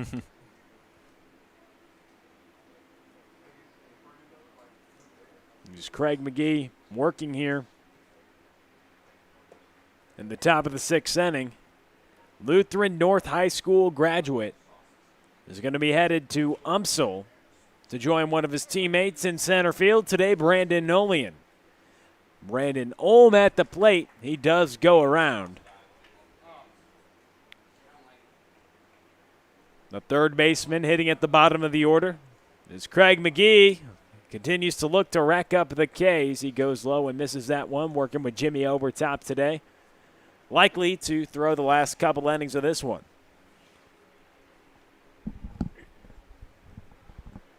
The right-hander delivers. Pitch missed low and in, so he surrenders a walk to Brandon Olm. That brings up Troy Bealsmith. Craig McGee, 6'1", 190. In 2020, graduated from Lutheran North High School. And you could say he had some success, Shane. 71 strikeouts in 50 innings. But also he can do it both. He led the Crusaders in batting average as well, hitting 444 as that ball is popped up towards the second baseman. Freeling is under it and catches it for the second out. So finally a ball put in play against Mr. McGee, but he has 2 down with 1 on here in the top of the 6th. The Falcons trailing by a couple runs. He's trying to hold on to this 2-run cushion for the Cornbelters, looking for another victory. He's not the hardest thrower. He doesn't throw very hard at all, not near the top of the velocity charts, but he's got good command, good swing and miss stuff. That's been evident here in the first couple of times he's taken them out. Comes straight over the top, comes right at you. And it's cool for these high schoolers, a lot of these rising freshmen in college, they didn't really have a ton of action in their senior season. So we're telling you a lot of these high schoolers' stats from their junior year. Can you imagine not having that senior season to prepare, to get ready to play college baseball? It's obviously a very tough adjustment making it to the next level. And so they put themselves in a situation where they're facing off of seasoned college players and a half dozen professional players as well. So kudos to pitchers like Craig McGee and someone else we saw earlier, Lumis on the mound. Guys like that who are putting themselves against some of the premier talent that they can see right now as McGee gets another pop out the catcher into shallow right field. A nice tracking play to make it is Freeling, but it drops out of his glove. An error by the second baseman. He was running to go get that one. And runners on first and second with 2 away. A tough running play in shallow, and he nearly made the play. It just popped out of the leather and went down to the turf in the outfield. Speaking of the turf, we mentioned it was going to be hot today, Shane. But the threat of rain has kind of cooled things off. That's a little bit of the vibe you get, but that rain seems like it's looming. You know how you say you can smell the rain, and we can kind of smell it coming. We've seen the trainers a couple times talk with the umpires to talk about what direction they want to go, being precautionary about the weather to come in to keep everybody safe here in the ballpark. With a couple runners on and a couple away, as Craig McGee's working to Austin Schmidt. And you've seen the trainers out there just about between every half inning, checking the radar, making sure things are clear. That can be kind of tricky, though, with these pop-up thunderstorms. There could be nothing on the radar, then all of a sudden something just pops up right over top of you. You never really know. Fans hit the awning quick, don't they? Fans scatter. So well, far, we won't so scatter good. for you. We'll be here on YouTube. We're nice and dry here in the press box. A 7-5 ball game. Do the Falcons have something brewing with 2 outs? They trail by a couple runs here. It's getting late. That one's chopped back to Craig McGee. Can he stay with it? Throws it over to first, but not in time. A little bobble, and that's going to be an error on the pitcher, so a couple errors this inning. And the bases are juiced to Falcons with 2 outs, so they have some magic. So Schmidt reaching a couple times on errors today. And the Cornbelters defense hasn't been great, even though they've scored in almost every half inning here tonight. They lead 7-5.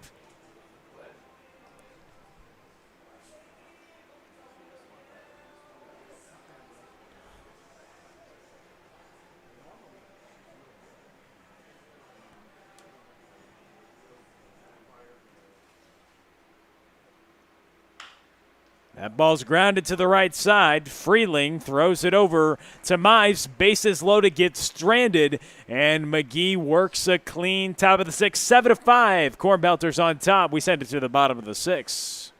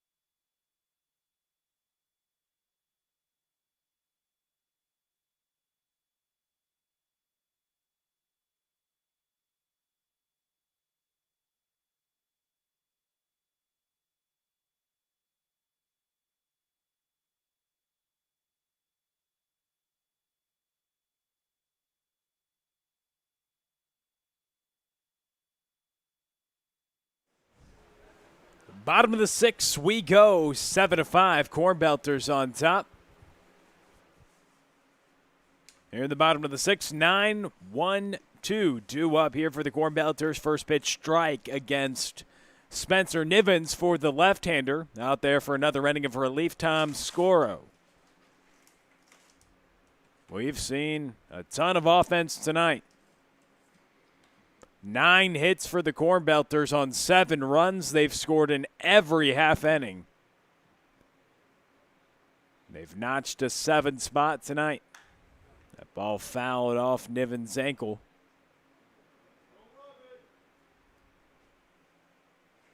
And we've seen the long ball tonight, 4 of them, Shane. All coming in the first 4 innings as well. 3 for the Cornbelters, and the 2-run homer by Nivens has proven to be the difference so far. He had that go-ahead 2-run homer. Since then, the Cornbelters have been able to hold on. So haven't been kept off the scoreboard in any inning. And Nivens laid into that ball, no doubter. At the bottom of the lineup, you have to like it. When you have someone like Spencer Nivens who can produce, then you flip it back over to guys named Jake Berger and Tate Matheny, as that pitch is taken upstairs. So if he can find a way to consistently get on base at the bottom of the order, and you flip it over to Berger and Matheny, the lineup is likely to produce, and they have tonight. Have scored in every half inning on 9 hits for Joey Hawkins' offense. Facing off against Tom Scoro here.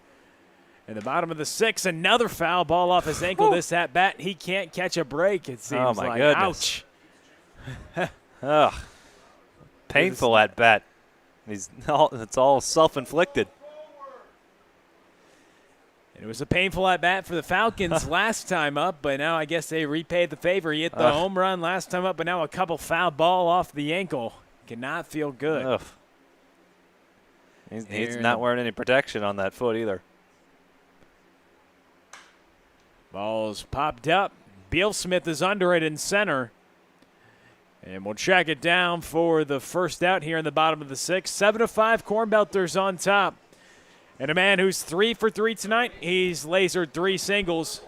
The former first-round draft pick made his debut Friday night. Already with 4 hits in 2 games. Jake Berger coming to the box facing off against Tom Scoro. They're going to move the shortstop hole way over to the left side, playing in shallow left field, so a big hole up the middle.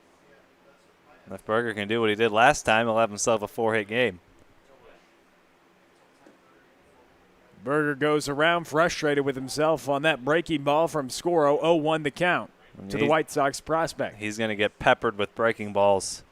They don't want to give him a good fastball to hit. He's going to get breaking ball after breaking ball after breaking ball. The 0-1 offering from the left-hander. Indeed a breaking ball, but misses low. A ball and a strike to Jake Berger. He slugged .328 with 22 home runs as a junior at Missouri State. But a couple of injuries have sidelined him the past couple seasons. Getting back in game action on Friday night. Pitch taken for a strike, a ball and 2 strikes. That Friday night was the first time in action since 2017. He was with the Arizona Fall League White Sox. Played a handful of games there in rookie ball. And when he retore that left Achilles tendon at the time, he was the number 8 prospect. But had stints on the DL the last couple seasons. First time it happened when he was running down the line to first in a Cactus League game. Pitch taken up and away. The count swells up to 3 balls and 2 strikes. And you mentioned Cactus League. That means he got an invite to spring training with the White Sox. So this is a guy who's seen big league pitching. He's seen the best of the best. That ball's fouled back. We'll do the 3-ball, 2-strike count again. As you mentioned, in 2017 he signed. Playing a little rookie ball and then went to the Kannapolis Intimidators. He was assigned there in the South Atlantic League A-season full ball and then had that spring training invite as well. 3 balls and 2 strikes, Scoro's delivery. A swing and a miss. First time Berger's been retired tonight. They throw it around the horn, 2 away.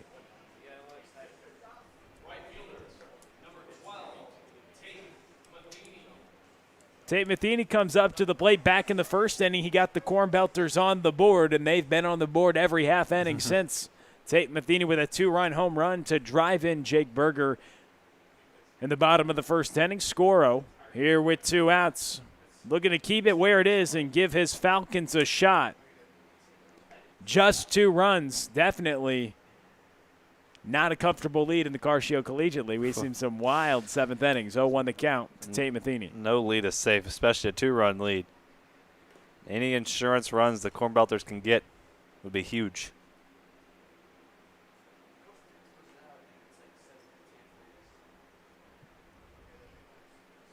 0-2 the count to Tate Matheny.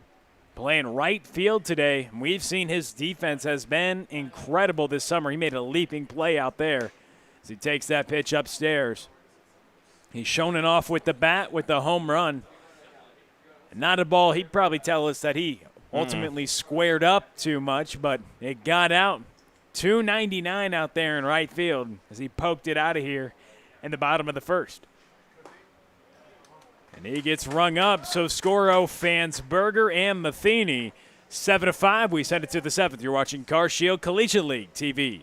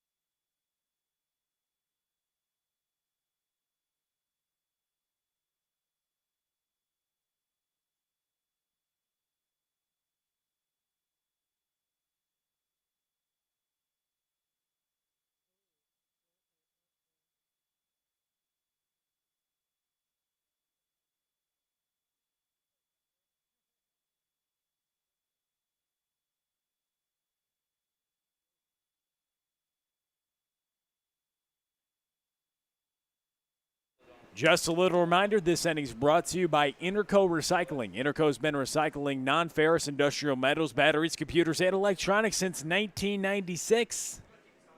Interco is a Mechatronics recycler. They've got a 400,000 square foot, 45-acre facility, and it's just across the river on the Illinois side of downtown St. Louis. So if your company has large amounts of scrap metals, batteries, computers, electronics, any of that, they can head to itcscrap.com or call 1-877-258-3601. Interco Recycling, a Mechatronics recycler since 1996.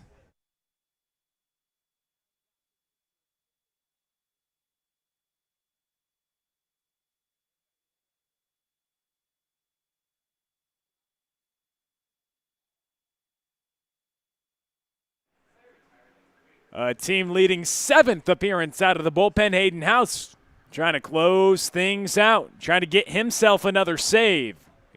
He trying to slam the door shut after it's been an offensive parade all evening long, every single inning. The Cornbelters were pushing the envelope until last half, and here in the top of the 7th, they have a chance to close things out. We've seen 4 home runs in the first 4 innings.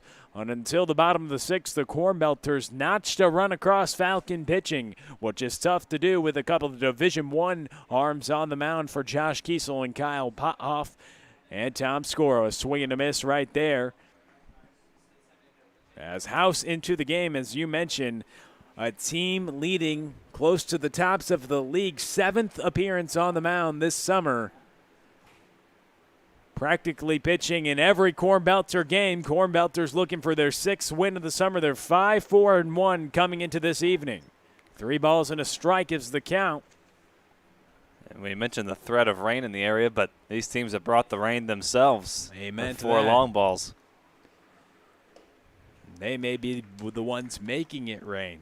You see Spencer Nivens drilling the ball to the outfield. That ultimately could be the difference maker in this one. We shall see, but it is the final frame. Do the Falcons have some life?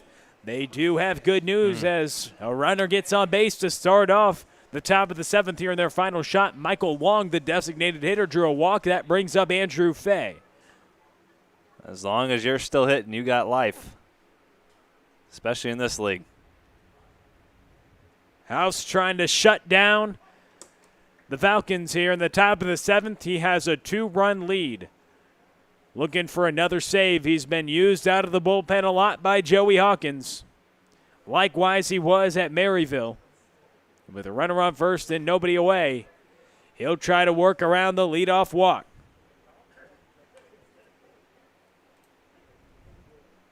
All these games at beautiful Car Shield Field all summer long. We had a game after this one as well. The Gems and the Hoots, so stay tuned for that. About 20 minutes after the completion of this game. A swing and a miss for Andrew Fay. So after the walk, he bounces back with a strikeout. 1 pitch away now for Hayden House. You talk about 1 swing away, though, for the Falcons, and they could tie it. David Olenek in the box. It's what you love. It's coming down to the final pitch. His House misses low. A ball, no strikes. And 1 out.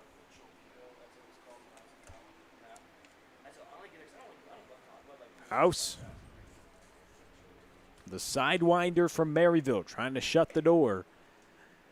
David Olenek coming to the plate. Struck out in the 2nd. Flew out to right in the 4th. 1 on, 1 away. House. Fouled out of play. 2-1 to count.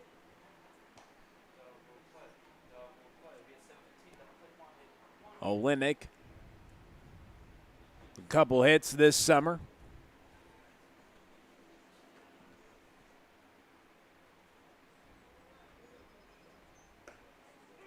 He takes a strike right there, playing in the Car Shield Collegiate League with 25 at-bats coming into tonight, but he's only notched 2 hits so far.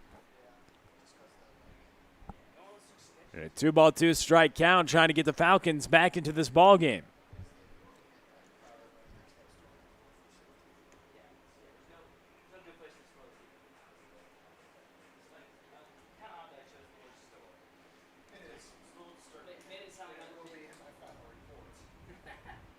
Three balls and 2 strikes. House delivers the pitch. A swing and a miss on Olenek. Now 2 outs. A couple strikeouts for House after the leadoff walk. That brings up Cade Hull.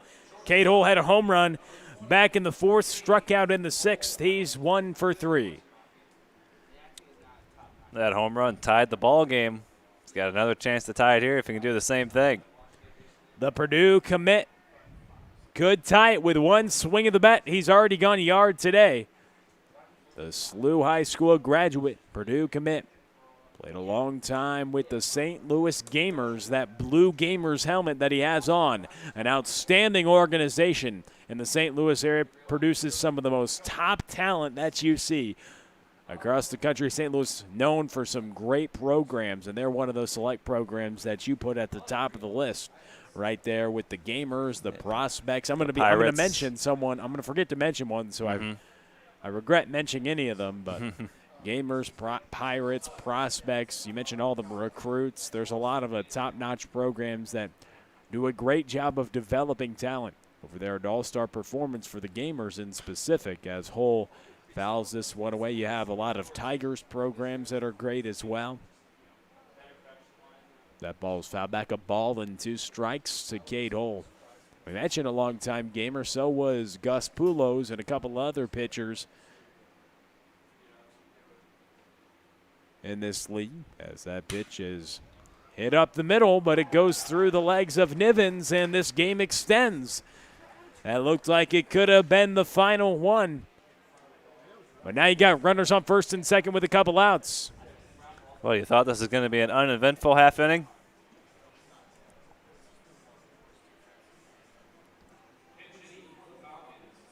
And now Ben Swords is going to come out and pinch hit against Hayden House. Eventful half inning it is. Joey Hawkins wants to talk to Hayden House. So you have a leadoff walk in Michael Long, a couple strikeouts as he fans Andrew Fay and David Olenek. But then Cade Hull gets on the air.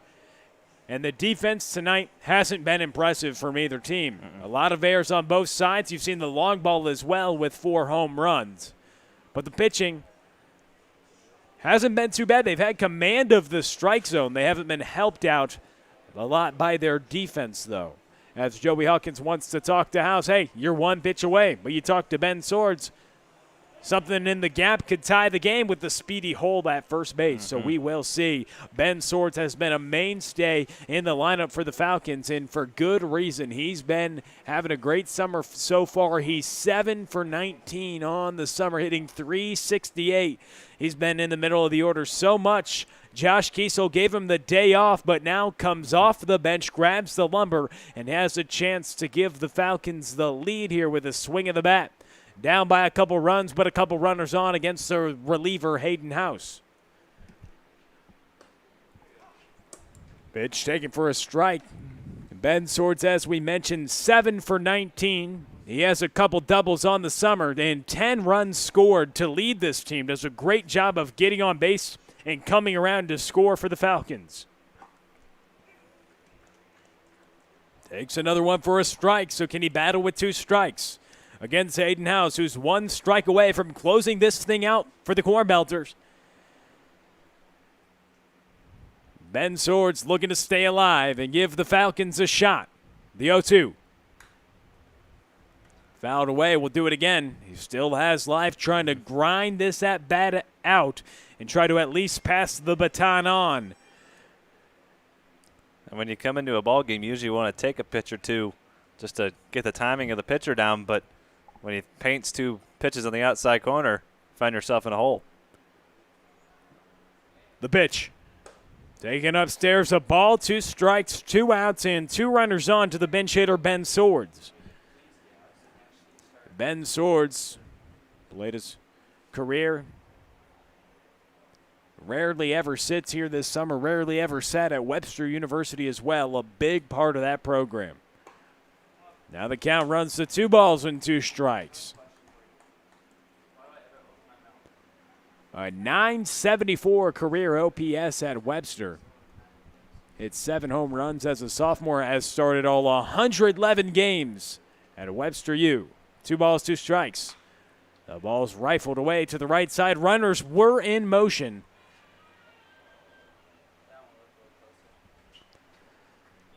The runner on first does represent the tying run. Cade Hull. The pinch hitter, Ben Swords. 2 balls and 2 strikes. Hayden House delivers.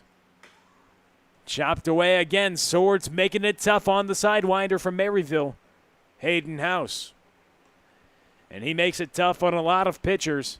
Hit .360 his freshman year, .358 his sophomore year, and .354 as a junior before the shutdown. He hits for average, and he's done so this summer as well, right around that mark at .350. 2 balls and 2 strikes the pitch.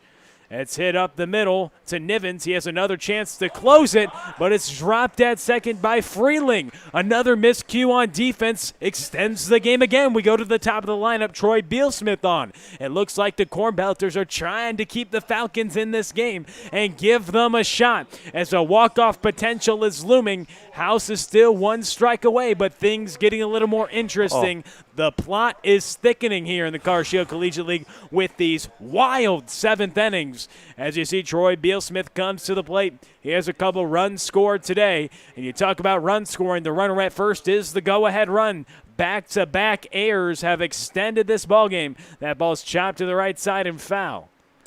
And all Nivens had to do was step on the bag. He didn't even need to flip that. He was a step or 2 from the second base bag. He could have just taken 1 step and stepped on the bag. Hull has good speed, but Nivens was already going that way. Kind of unnecessary, and he just handcuffed Freeling. There's not a whole lot you could say. A couple opportunities for Nivens to end the game, but still a chance for the Cornbelters. His house is in the driver's seat now, just a strike away. 0-2 the count to the leadoff hitter, Troy Bealsmith. That's with 2 outs. 6 errors for the Cornbelters, and they're still leading by 2 runs. You don't see that too often. That's baseball for you. 0-2 the count with 2 outs, bases loaded. Here in the top of the 7th, final shot. And after all that, strike 3. Bealsmith gets rung up. Doesn't like the call, but House strands the bases loaded. 7-5 your final. CarShield Collegiate League TV. We will be back with you in about 20 minutes. 7-5 final. Cornbelters win it. Charlie Bornoff, Shane Holsey, Will Connor will be back with you momentarily. We'll keep you updated on all the weather here on YouTube and social media. Stay tuned with us. We'll be back in about 20 for the Hoots and the Gems.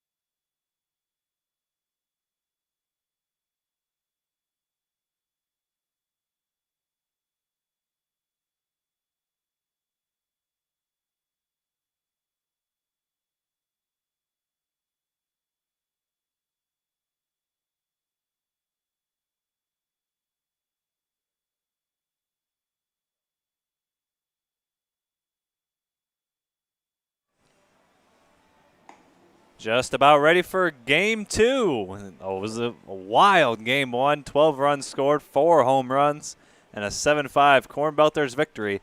They moved to 6-4-1 this ball game. The Gems will be the home team. They'll be taking on the Hoots. We'll take you through the lineup for the visiting Hoots, coming in 5-5. Evan Martin will lead things off. He's in center field. Nick Neville, the shortstop, hits second. Andrew Keck, the designated hitter, hits third. Chase Krogman is in left field. He hits fourth. Jamie Young, the first baseman, hits fifth. Colin Bergman, the third baseman, hits sixth. Ty Stouse, the catcher, hits seventh. Davey Pound, the right fielder, hits eighth. And Luke Lampros at second base. He'll hit ninth. That's the order for the Hoots. Martin, Neville, Keck, Krogman, Young, Bergman, Stouse, Pound, and Lampros. And they'll go to work against the right-hander out of Missouri State. A prominent member of the Bears pitching staff, Hayden Younger, 6 foot, 175 pounds. From O'Fallon, Illinois, who's a sophomore at Missouri State this spring. 8 appearances for the Bears, and he was very solid in those 8 appearances. 13 strikeouts, 9 hits, 2 runs given up, and 4 walks in 9 innings. And he was a prominent member of the bullpen in 2019 as well as a freshman, made 26 appearances. ERA in the mid-4s, but out of the bullpen, his ERA was under 4 at 3.81. Out of the bullpen, those 26 appearances. 7th most in the Missouri Valley as a freshman. So Hayden Younger gets his first start here in the Carshield Collegiate League, and Evan Martin will get things started as rain just starts to fall very lightly over Carshield Field here. We've stayed dry throughout most of the night, and just as the Gems took the field, the first raindrops started to fall. The first pitch from Hayden Younger swung on a miss. We're underway here in game 2. Shane Holsey, Will Connerly with you. Charlie Bornoff on the production. Here on Carshield Collegiate League TV, thank you for joining us. Or thank you for sticking with us. About a 20-minute break in between games. Hoots, as always, playing in game 2 of this doubleheader. They're the away team this evening. Gems, the home team.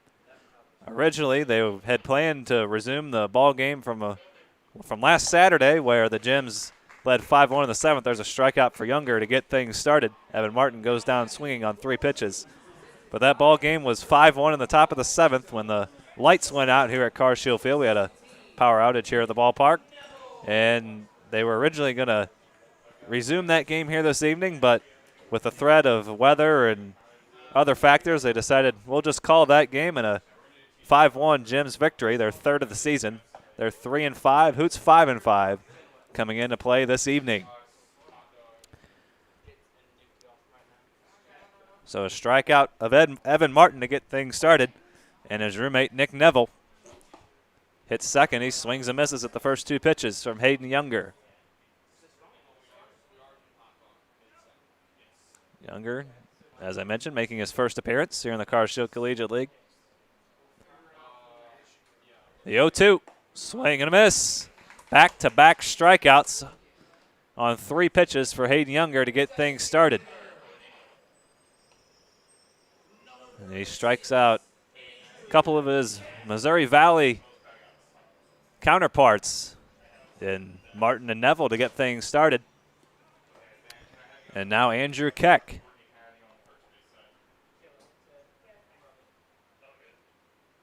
He looks at ball 1-1-0.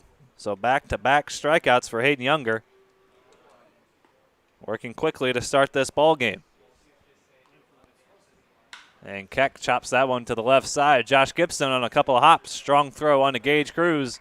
And an 8-pitch first inning for Hayden Younger. 1-2-3, go the Hoots. Gems coming to bat. No score here on Carshield Collegiate League TV.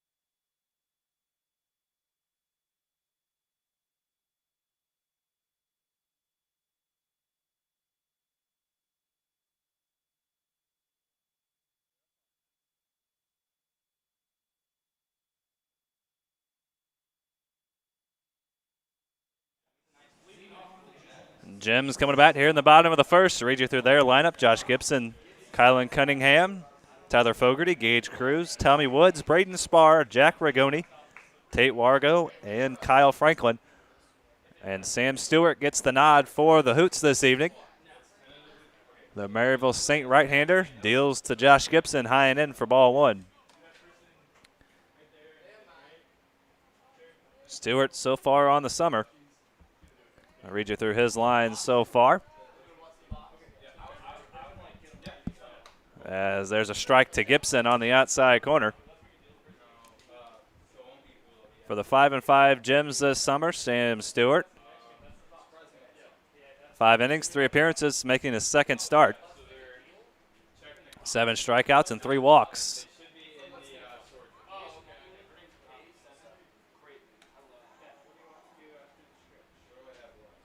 Actually, his third appearance, second start, 5 innings so far.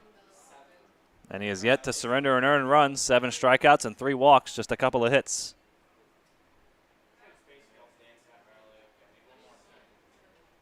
1-2 count here to Josh Gibson. Swing and a miss. Gibson goes down swinging for out number 1.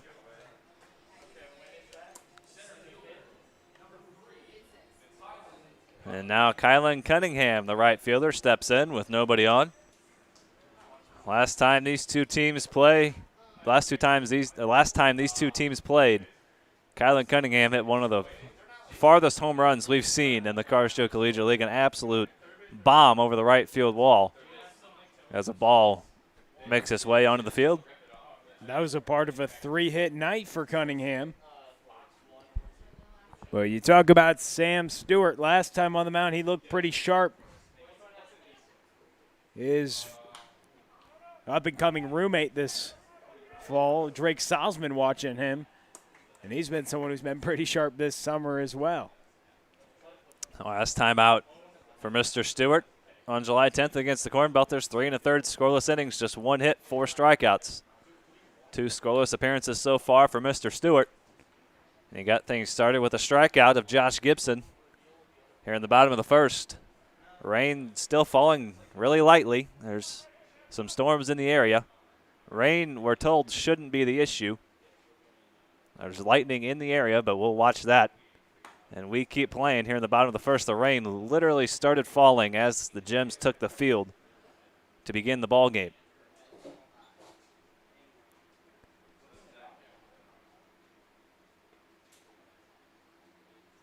That pitch gets away from Stewart.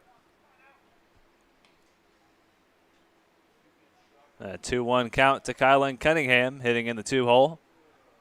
Tyler Fogarty to follow. Will take you around the horn for the Hoots. And starting in the outfield, Chase Krogman is in left field. Evan Martin is in center. Davey Pound in right. Colin Bergman at third. Nick Neville at short. Luke Lampros at second. Jamie Young at first. And Ty Stouse behind the plate, catching Sam Stewart. 3-1 count here to Cunningham. Make that 3-2. So both pitchers starting off their nights with strikeouts.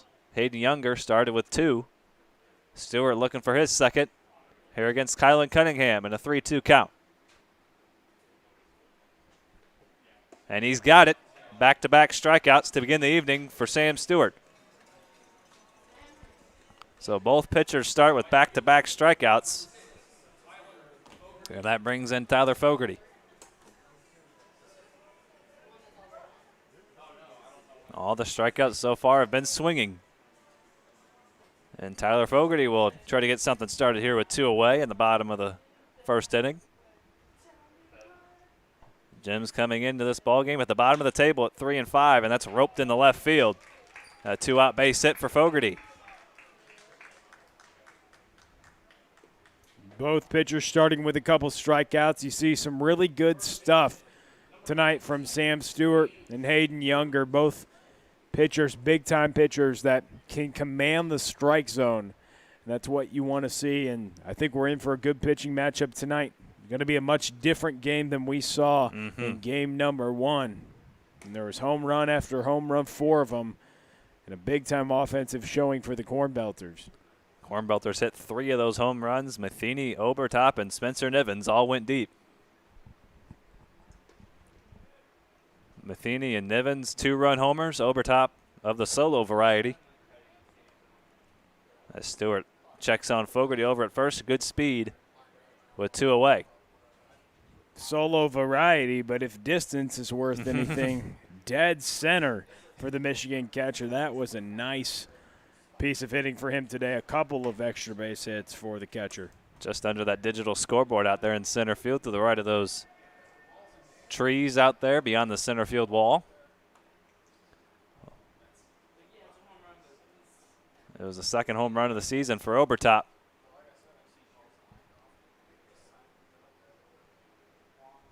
Now a 1-1 count here to Gage Cruz playing first base. Cruz on the summer, 4 for 23, playing in his 8th ball game.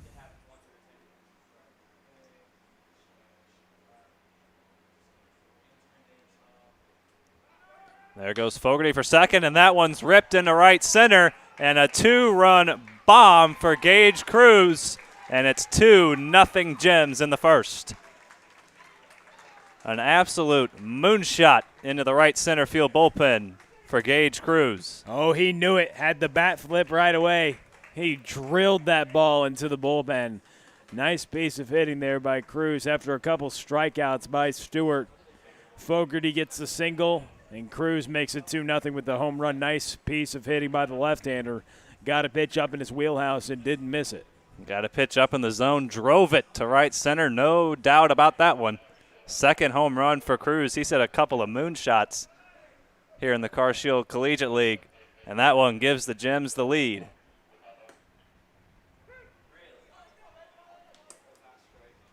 And now Tommy Woods.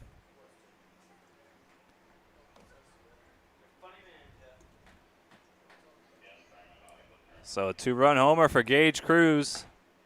Left no doubt about it as it went into the right center field bullpen. The runner was off with the pitch, but it didn't matter as Cruz absolutely crushed that baseball.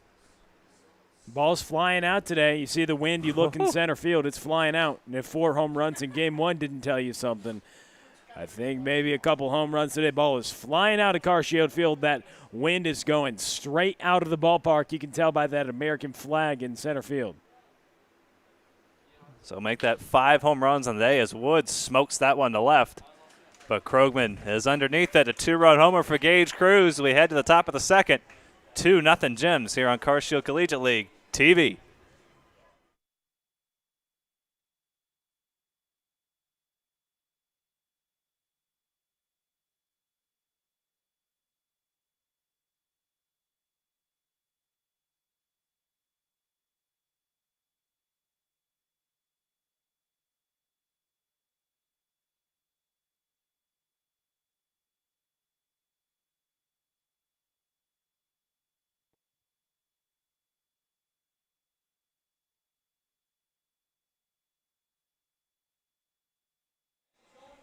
This inning is brought to you by Interco Recycling. Interco's been recycling non-ferrous industrial metals, batteries, computers, and electronics since 1996. The company operates a 400,000 square foot, 45-acre facility on the Illinois side of downtown St. Louis.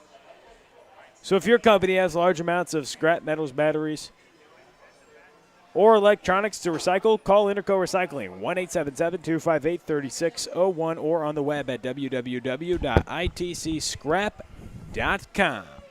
Interco Recycling, a Mellotronics recycler since 1996.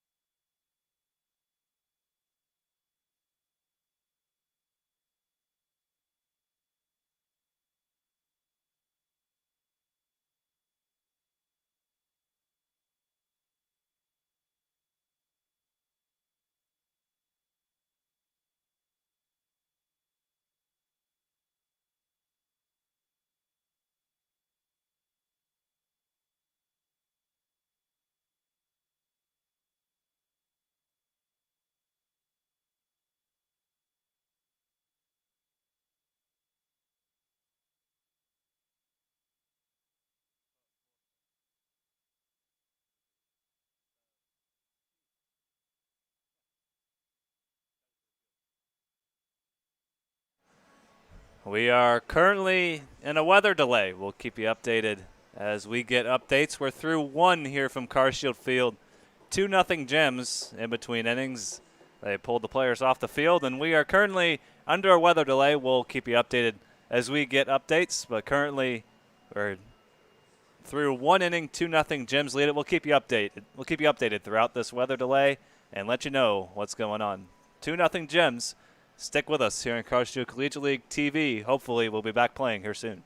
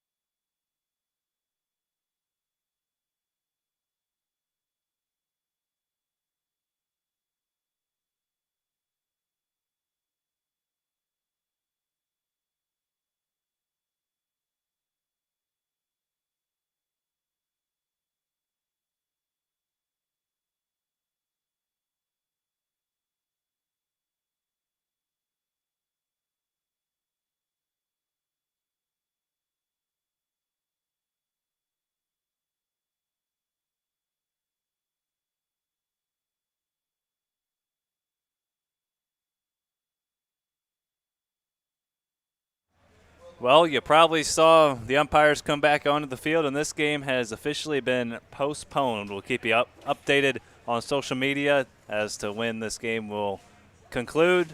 But we just made it through one inning. It was looking promising, and then the rain started to fall, and there's thunderstorms in the area, so we're calling this game for now just postponed through one inning. We're in the top of the second. Gems lead at 2-0. But thank you for tuning in, and hopefully you saw a Gage Cruz home run, and he brought the rain, and the rain started to fall after that, and there's lightning and thunderstorms in the area. So this game has officially been postponed in the top of the second.